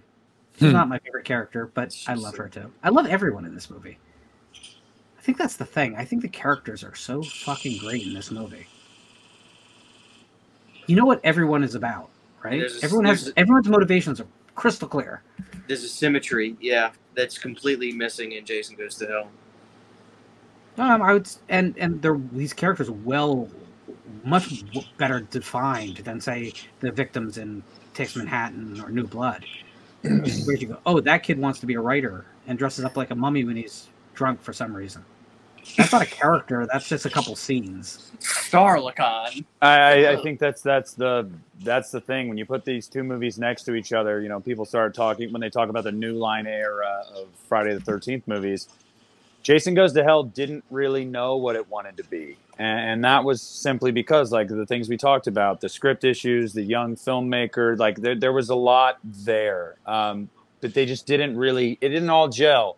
Whereas Jason X feels like a movie that, from the beginning, knows what it wants to be. Like, it just knows, and, like, you're either on board or you're fucking not. Like, if you're not on board in the first 10 minutes, you are not going to be on board with this movie. And that's fine. But, like, Jason Goes to Hell is so frustrating because there's so many moments where you're like, oh, that's good. That's fucking good. And then you're like, why can't you build off of that? Like, what do you want to be, damn it? And, like, this movie, no questions. You know what it wants to be. Yeah. Rock. It is just not just like one of the coolest fight scenes of its era. I mean, it looks like the French action films of the time, which is bizarre, but right. It looks like a Luc Besson fight. It really does. The thing I love is how corny those guns look. It's like, man, we as a society, like, we go through these movies that take place in the quote unquote future, and like we laugh now because we're like, this would not be the fucking future. Why did people think? Like, watching Back to the Future, you're like, why did people think this would be the future? But it's true. Like, my mom, someone that grew up in the 70s, told me that's what we thought. Like, we really thought shit was going to look like that and be like that. Like, because we just couldn't fathom that. I'm like, yeah, I guess, but shit, man. Guns aren't going to look like that in 400 years. You're going to have a little button, and you're going to press the button, and it's going to fucking morph into a gun or some shit. It's going to be a goddamn laser. The bullet's going to come down from a satellite. You're just going to target people. Yeah. That's what's going to happen. People are just going to drop, and the bullets will be microscopic and hit you at exactly the place where they need to kill you. Yeah. But see, Todd was smart enough, they were smart enough for this movie, at least, to make it so far into the future that all of us will be dead to be able to correct them. But I can't. Right. I wish I could just come back in like 400 years for a day and like show this movie to people in the year to like 2400, and then like just to see the differences and have them be like, "What the fuck?" Like, I want that so bad. Yeah. Jason's about to get an upgrade, y'all. Yeah, I'm actually excited now for the Uber Jason.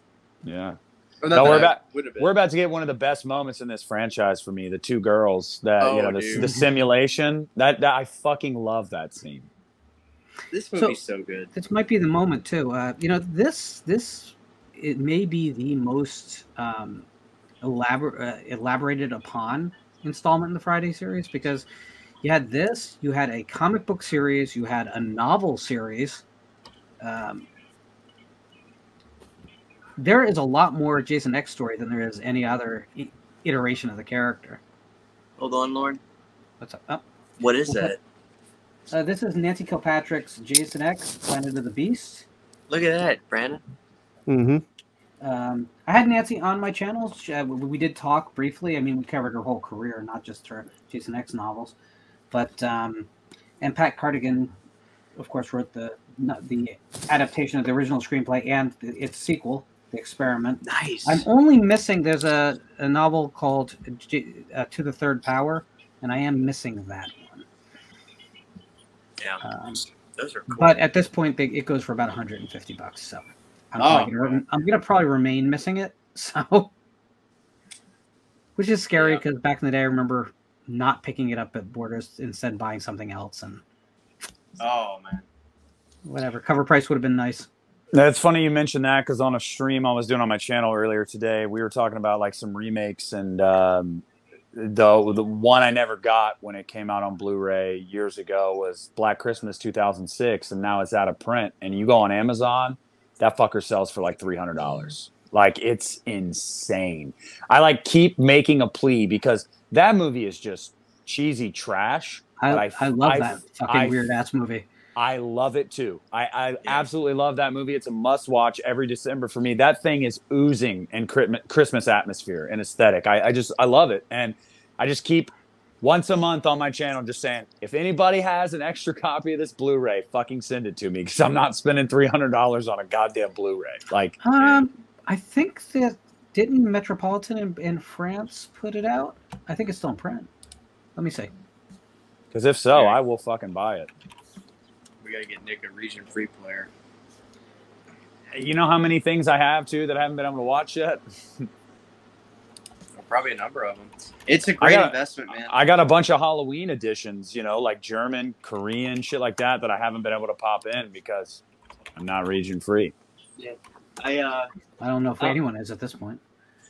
I'll never forget the day I wanted to go region free was I wanted to get Ghost Town, a little Empire movie I really like.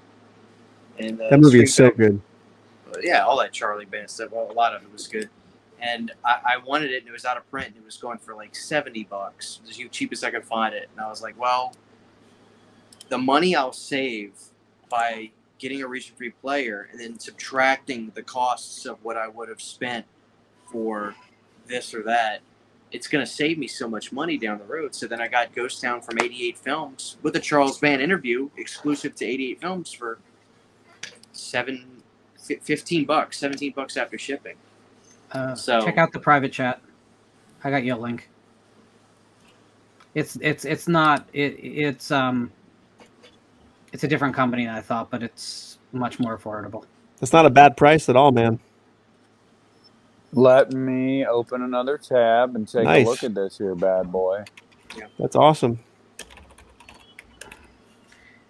I think that when Black Christmas 2019 came out, fuck yeah, I could totally buy that.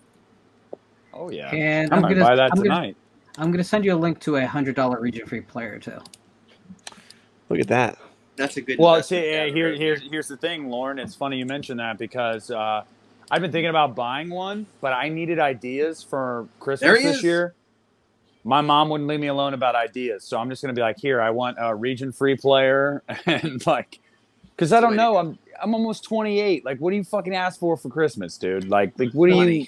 I specifically recommend the Sony 3700 though, because it has all the features available and it has all the audio available that you want. So, okay. I got that LG. Dude, how do people say this looks bad? I think it's amazing. I think it's just fantastic. Look at those fucking eyes. The Freddy's Revenge eyes. You know what? I just sent you the DVD, not the Blu-ray player. Let me get you the. Oh yeah, I don't want to do that. Come on, Jason. It's still 3700. I always hope he just kind of wins sometimes. Maybe. No, that is right. Dude, I need to watch Ghost Town now. I need to buy that on Blu-ray. Dude, Ghost Town's awesome. Isn't it crazy, Christian, that the fucking bad guy is Charles from Puppet Master? Yeah. That blows my mind. Dude. That blows my mind. Yeah. Ghost Town's great. One of my favorite Empire films is The Dungeon Master, because Wasp performs in the movie. Like, I was watching Dungeon Master for the first time, and out of nowhere, you're at a Wasp concert. It's just the randomest shit ever. It's like in the movie Hideaway when the character goes to go see Godflesh in the middle of the film. They show the whole song. Dude, that movie needs a fucking Vinegar Syndrome 4K release. I fucking love Hideaway. It's a strange ass film, right? Great soundtrack, man. Great soundtrack. KMFDM, Godflesh, Fear Factory, fantastic. Yeah, it's the heavier side of industrial metal, and it's kind of great. I love Godflesh with a passion. First time I heard Street Cleaner was on WPRB, Princeton Radio, and I was like, "This is how the DJ introduced it." And everyone on college radio speaks like this. They're like, and next up we have Godflesh with their song Street Cleaner. This is kind of what Black Sabbath would be today if Black Sabbath were an industrial band. And they were right. Mm-hmm.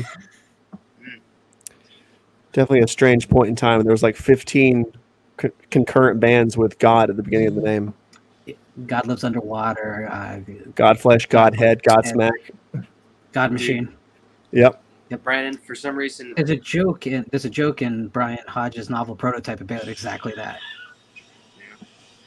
That's how you know Brian's one of us. I can't stand Godsmack. I really can't. I think they were just so overplayed. Godsmack. We're about to lose Janessa, which can't we just kill Ronan instead? Yeah, she deserves so much better. This character is it's just amazing. This sucks on so many levels, Yeah. Slime. Yeah. I love it. Again, it's the movie telling you it knows what it's doing. Mm-hmm. But there's that a different way. They think it's there's bad. literally a hole in the fucking spaceship. Like, they would all be dying right now. They would not be able to breathe. Like, this movie knows what the fuck it is. Like, Well, I mean, to be fair, Alien and Aliens does the same shit. And no one calls it out. I'm just really upset that Jason X, the 10th movie in a slasher franchise, is not accurate to, just like the laws of physics and. But Sigourney Weaver can hold on to a fucking ladder with her elbow, and we're fine with that.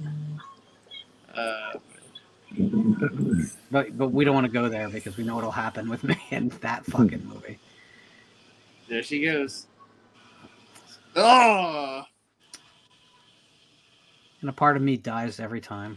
Oh man. I just wish we could have seen her go through the grate, not just the aftermath.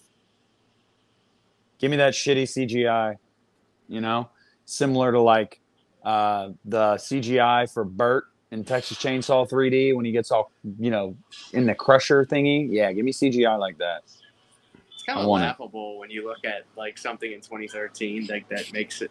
I mean, it works for the film in a sense because first of all, it's a 3D in the title, so check your expectations at the door. But like the fact that like, dude, you're at the that was Jeepers Creepers Reborn. Shitty CGI. Dude, I loved 3D, but when we saw that cheesy After Effects title screen with the logo coming towards the camera and it was like pixelated, I knew then, I'm like, okay, this is not going to have good CG. Dude, I had a blast in the theater with that. Oh yeah. So did I. It was fun. And we saw it opening night. It fucking packed house too. Yeah. Like it was raucous. Smoking hot. Same. Smoking hot women. Oh yeah, Alexandra Daddario needs no endorsement from us. I like the other broad too. I always forget her name though. The blonde chick. Dude, no. She's almost kind of got like a Latina vibe to her. I don't know what her name is. She was also on Malcolm in the Middle. She's the one that they kind of recreate the booty shot of. That's the blonde chick. Yeah. She does have blonde hair. Yeah. She played Jodi Arias in they did a movie where she played Jodi Arias and she was phenomenal in that. Listen, everyone just needs to get past the temporal problems of Texas Chainsaw 3D and realize it's probably as fun as that franchise gets in sequels. I agree. I have a blast with it. I mean, name your price. Yeah, I wasn't as high on the new one as like Christian was, and I believe Brandon was a big fan of the newest one too, the Netflix one. No, you weren't. Oh yeah, you weren't. Yeah, Christian. I'll take 3D any day over 2022. Yeah, Christian's real high on it. Yeah, I was just kind of like that new thing is a piece of shit. I'll go that far. I have so many problems with that movie, and none of them have to do with its politics. So everyone needs to calm the fuck down about that. I have problems with chainsaws that are walled up for 20 years and start immediately. It's how can people make a film about Texas Chainsaw that apparently have never used a chainsaw or have started after a single season in the garage? I will say the sequence of her under the house though is pretty fucking good. I do like that with the chainsaw through the floor. Yeah, but isn't that the casket sequence from 3D? Just No, made yeah, longer? God, I'm just I'm just trying to give it like a compliment because I walked away from it underwhelmed too, and Christian was bummed. He was like, "Man, I thought you'd really like it," and I was like, "I didn't not Yeah, like it. I just they're just hungry for any of these long running franchises to pull off something at this point. yeah, Christian, what the fuck, man? Yeah, Dude, Christian. I like it. I love the fact that they did the Laurie Strode thing and Leatherface. Oh, just God. literally. The actress is dead. It's pointless. Yeah, I just love the fact that she shows up and she's all ready to go and she just gets trashed.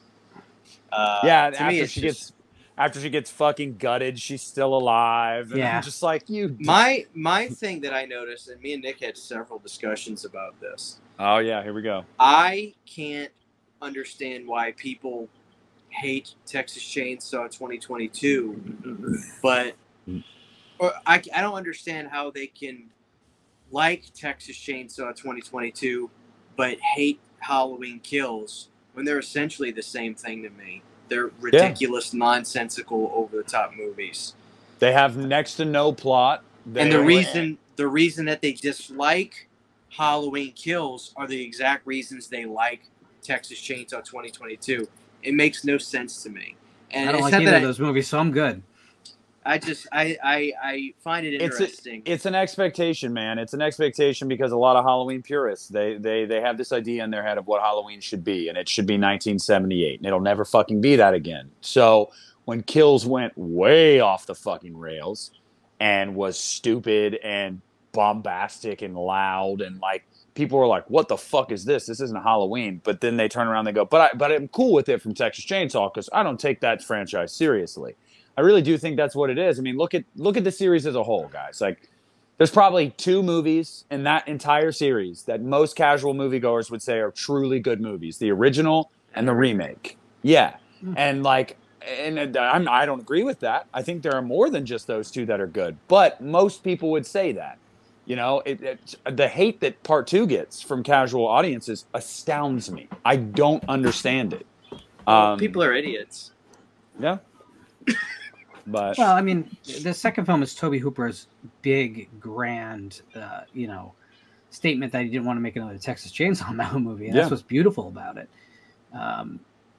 It's also a social commentary on Reagan's America, which also is beautiful and completely misplaced. You know, it's only Tobe Hooper can do that, right? Right. Just take an idea that completely doesn't belong in a film and just make it work because he has that stamp. But yeah, I mean, I agree. And it's like you look at Halloween and like a lot of casual moviegoers would say the first one's good, the second one's good, fourth one's good, and H2O is good. I'm not saying I agree with all that, but these kills are awesome, by the way. But he's beat the shit out of that broad. Like, if you ask a casual Halloween fan, they would say, oh yeah, I love the first 2. I love H2O. I love Halloween 4 and I love Halloween 2018. And it's like, okay, like there's a common thread there. Those movies are all very similar.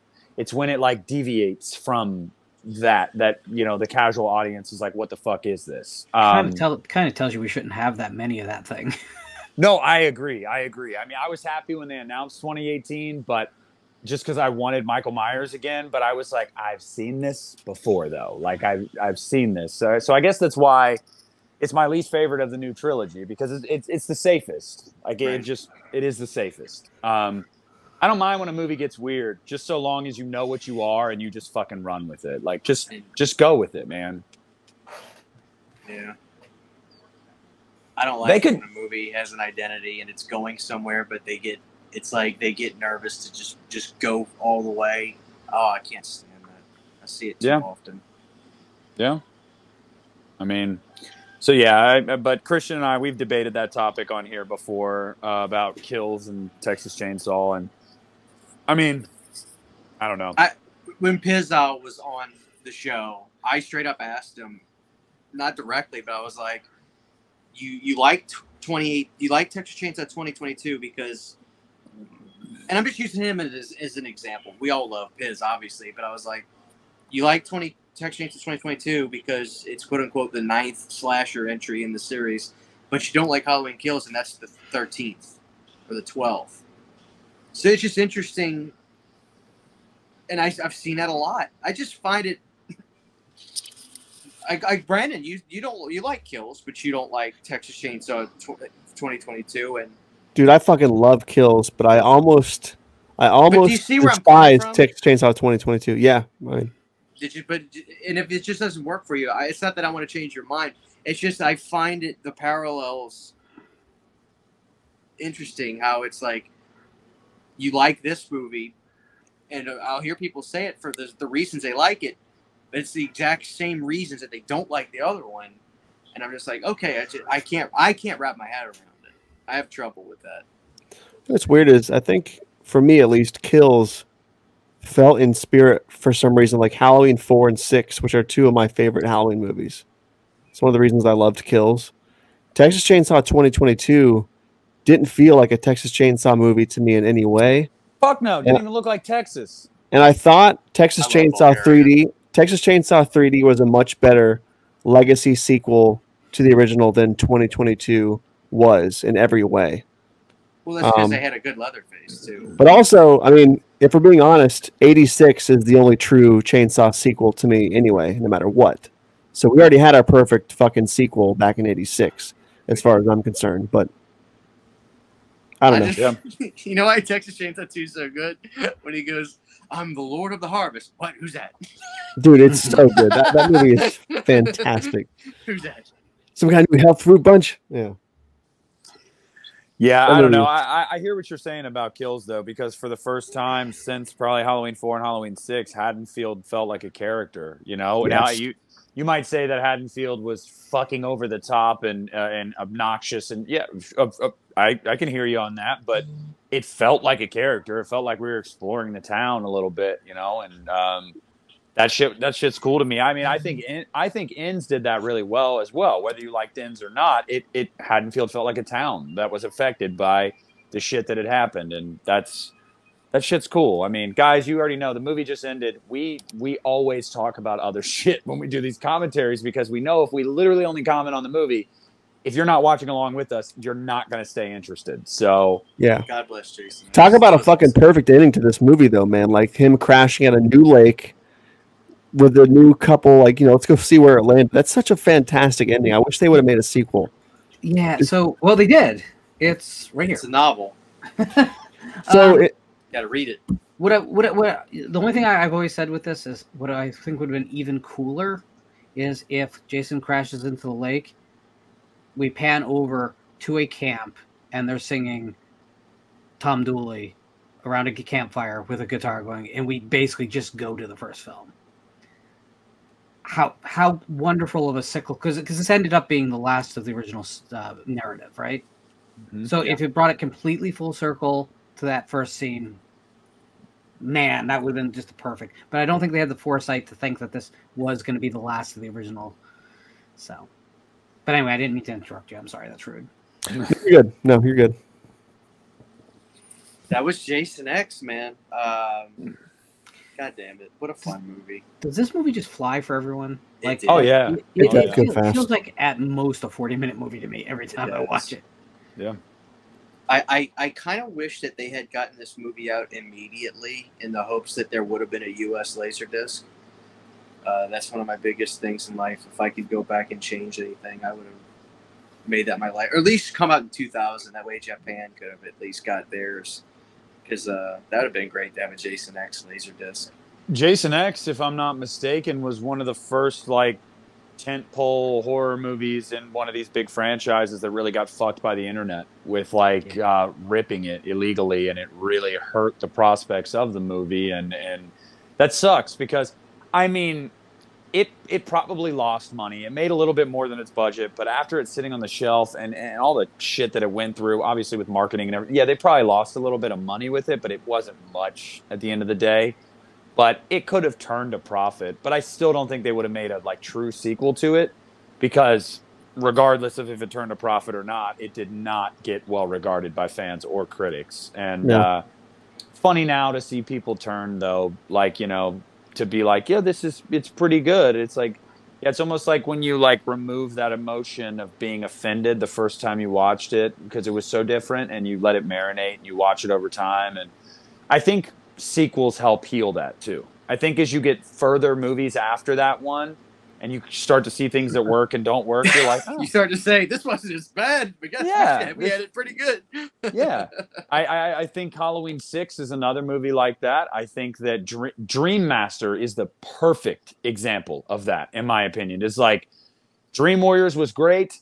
A lot of people were let down by Dream Master, even though it was successful. Like, and even fans, you know, like they're still split on that. People really like that movie or they really don't. And now, as time has gone on, after, you know, Dream Child and Freddy's Dead and the remake and stuff, people are like, Dream Master's pretty good. And it is pretty fucking good. So, yeah, I don't know. What was interesting was when I was reading the book, Mike DeLuca, when he got canned, nobody... I don't even. It's like it almost seems like this movie almost wouldn't have gotten released at all if Sean hadn't like almost been like, hey, we got to put this movie out. You know, what do they call it? They a pickup, a negative pickup or whatever, pickup. Which is explain that more. So a negative pickup means that it's independently financed from a production standpoint with a back-end distribution deal. So the distributor sometimes has some money involved in the production, but usually very minor amounts of money. But the idea is that they take less of the studio takes less of the profit, but has very little online. So for New Line to have made money on this film, it basically just needed to open. Right. The money was all in the hands of the producers. Now, when this film came out, we're still talking about 35 millimeter prints. Right. So there still was a hefty nut to crack, which this easily did. But today, with digital being the place, now the reason that during the pandemic, all those independent films were able to get out to theaters once they started opening up and do real business, was because the costs were nothing. All those were negative pickups from very small distributors. So. You know, and I hope that's the future, honestly, because I'm more impressed with what the indies and what foreign, producers are putting out now than the big domestic stuff. I loathed Smile. I mean, as a horror film, as an unintentional comedy, I kind of loved it, but it's a bad. I still gotta I gotta finish it. No, I gotta finish it. It doesn't get better. The scene with the cat in the box is one of the comedy highlights of my life. But as a horror film, it doesn't fucking work. Christian, how far did you get into it? The last thing I remember, and we keep watching it late at night, but the last thing I remember. Did you see the laptop scare scene yet? Yes. That was actually pretty effective. That's exactly where I left off. Okay. Okay. But yeah, I gotta finish it.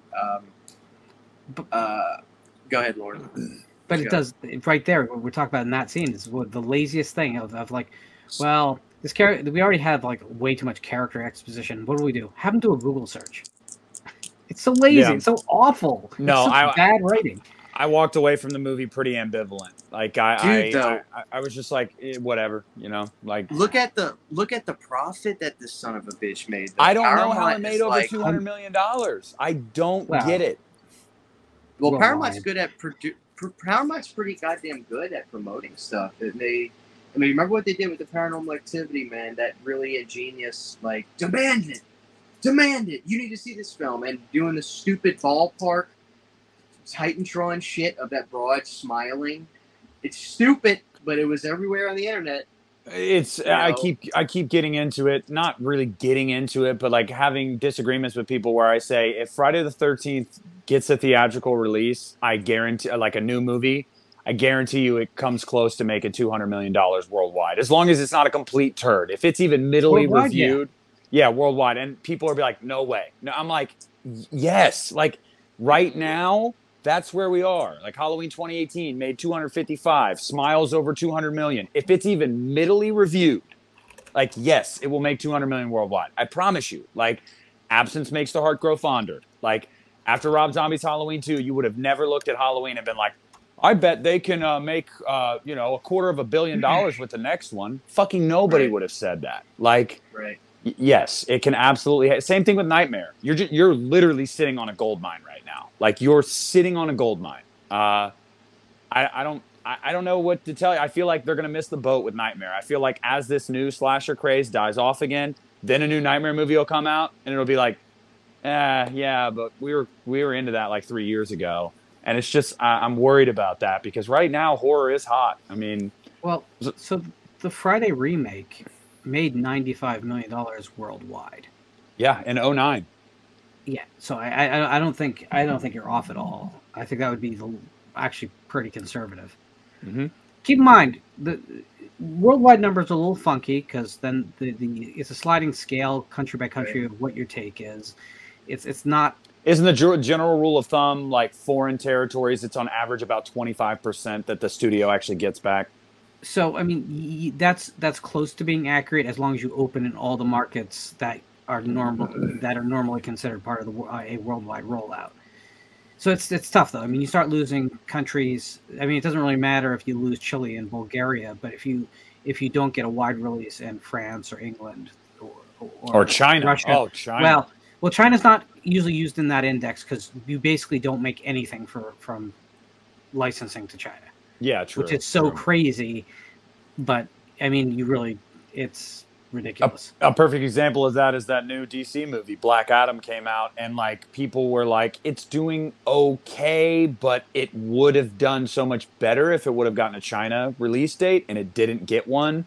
So it's gonna probably end its run somewhere around 400 million or so worldwide on a $200 million budget. So it's probably gonna lose a little bit of money, but if it would have opened in China, it would have made probably 100 million there.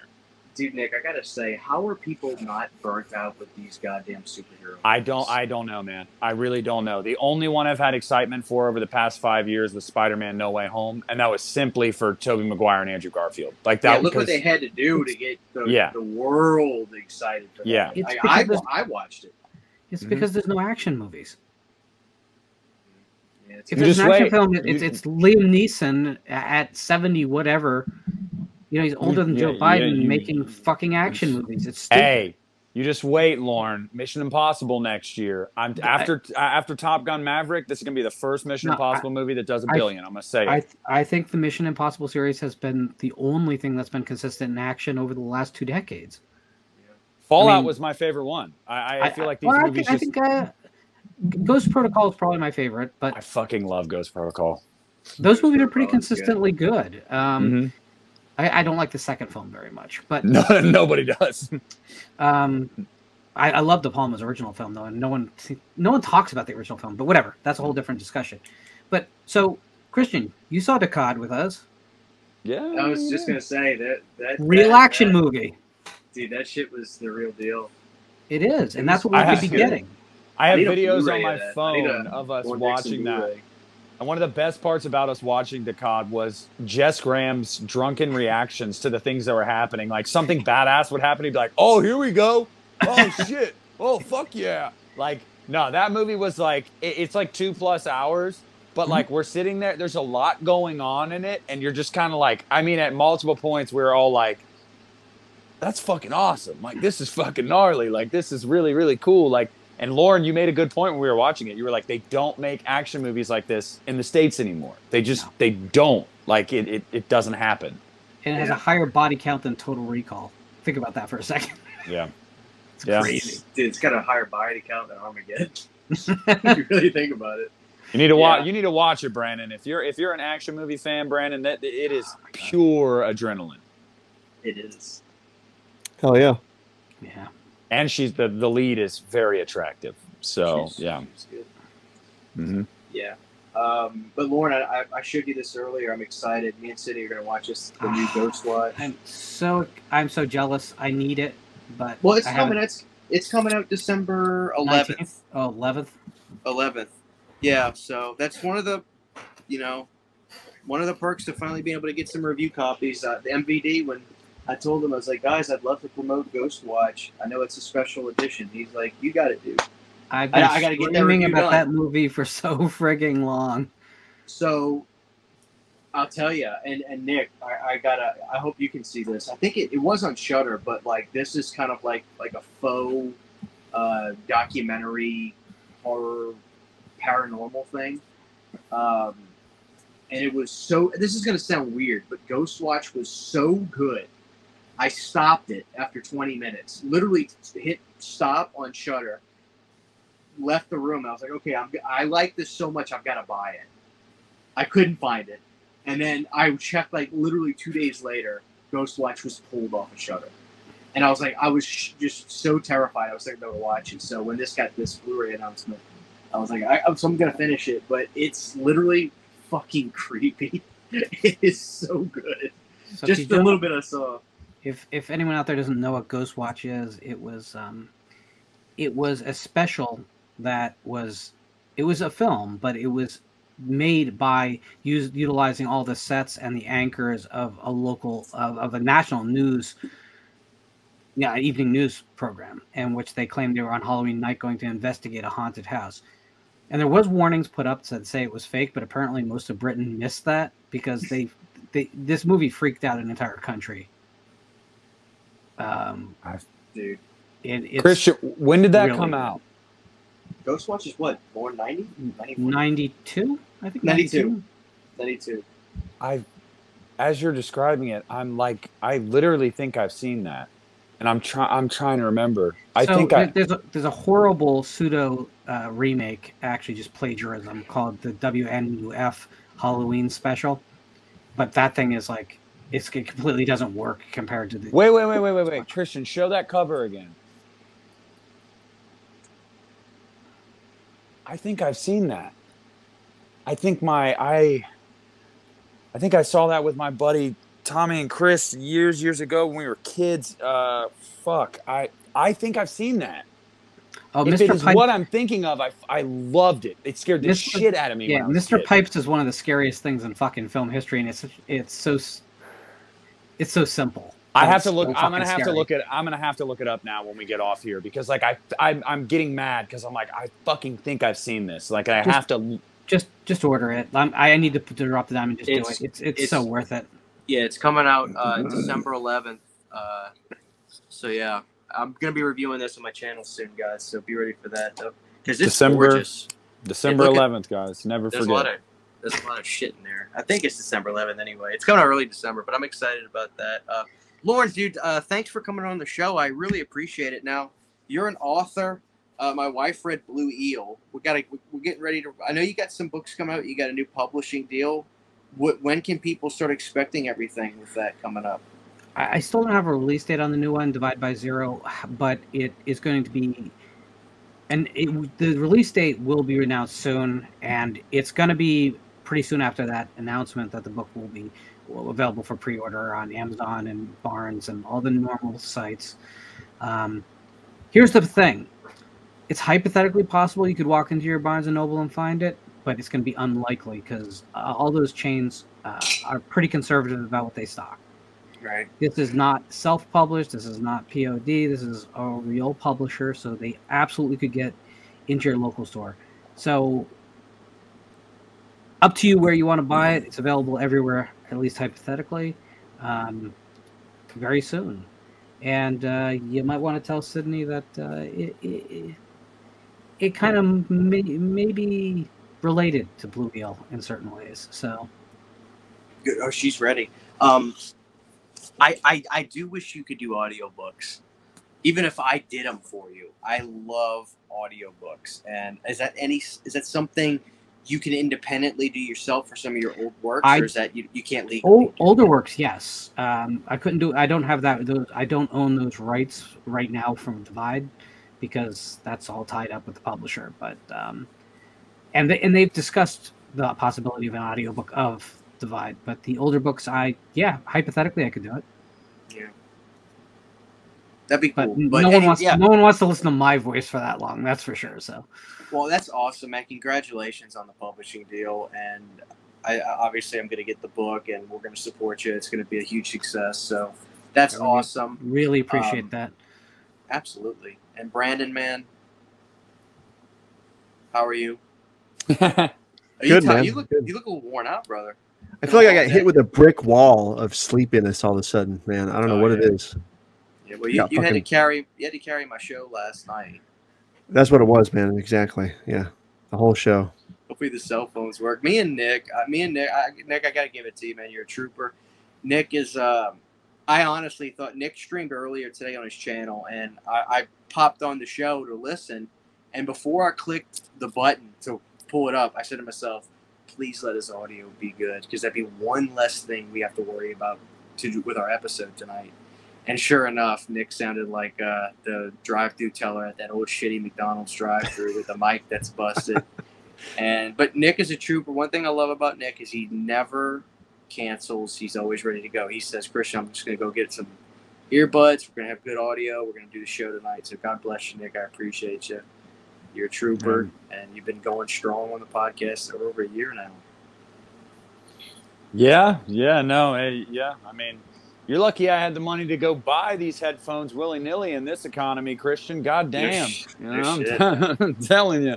But yeah, no, dude, it's not a problem. I mean, like I said, I've come to the conclusion that I need a new computer. That's what it is. I've bought new cables. I've tried other mics. It's not the mic. It's the computer. So it is what it is. I guess my bonus that I'm about to get from work will buy me a new computer. So whatever. See, Lauren and Brandon don't deal with this shit. Their stuff just works, and they don't have to. I don't know. Lauren, do you use an Ethernet hookup, or are you just on Wi-Fi? No, I'm on Ether. There you go. Brandon, same as you? Yep. Bastards. Yeah, well, guess what? I bought a 100-foot Ethernet cable, ran it to my horror room here, which is the farthest room away from the living room. And the internet it's fantastic, but literally will just cut out for like 15, 20 seconds. Did you ever deal with that, or no? Once you plug up Ether, you're good to go 24/7 whenever you're streaming. Never any issues? I just don't get it. I'm blaming Louisiana. I am too. Yeah, I feel like your provider screwed something up for sure. I don't know, man. But here's the thing: never have any. It's only when I'm doing StreamYard, not when I'm doing. City watches Netflix all fucking day long or streams whatever. You should do an issue. You should do a test on OBS and see if it still happens on OBS. To be fair, then you would know. Is currently running that 100-foot cord across the street and stealing the internet from the church. Yeah. So there is a church across. Yeah. It's a Methodist church. I think they got money. They probably have good internet. That was a Mole Man of Belmont Avenue reference for those of you who want to check out a really obscure, wonderful film. But this was fun, guys. Thanks for Jason X. Me and Nick are back in action. This is episode 73. Wow, Jason X. So that was awesome. We thank you all for listening. We got into some deep topics tonight. We got into censorship. We got into a lot of good stuff tonight. And before anybody says some dumb shit in the comments, by the way, Brandon, great job with the new house. I'm really loving the new digs. Before anybody says some dumb shit in the comments, understand that you are hearing these opinions from people on this panel that are from different sides of political spectrums, and we all can agree on something. It's fucking wild. So, yeah, end of the day, something's not for you. Just don't watch it. But don't be a dick. Yeah, there's a certain point when there are topics that we discuss that it's like beyond. It's beyond, fiscal or socioeconomic things where it's just like this shit's got to stop. It's like that's why I tried to say that, because like immediately people's thoughts are going to go, oh, don't get political, and it's like this shouldn't be fucking political though. Like it's not at its core. Like it's just, but we'll get a comment. We will. So whoever just commented that, thank you so much. We love you. Yeah. All right. Well, listen, guys. Thank y'all for coming on the show tonight. We appreciate it. Thanks everybody for listening to this episode. We appreciate it. This has been another episode of the Uneeda Horror Podcast. Have a great night. This has been a production of the Uneeda Horror Podcast. You need it, we got it. Thank you for listening.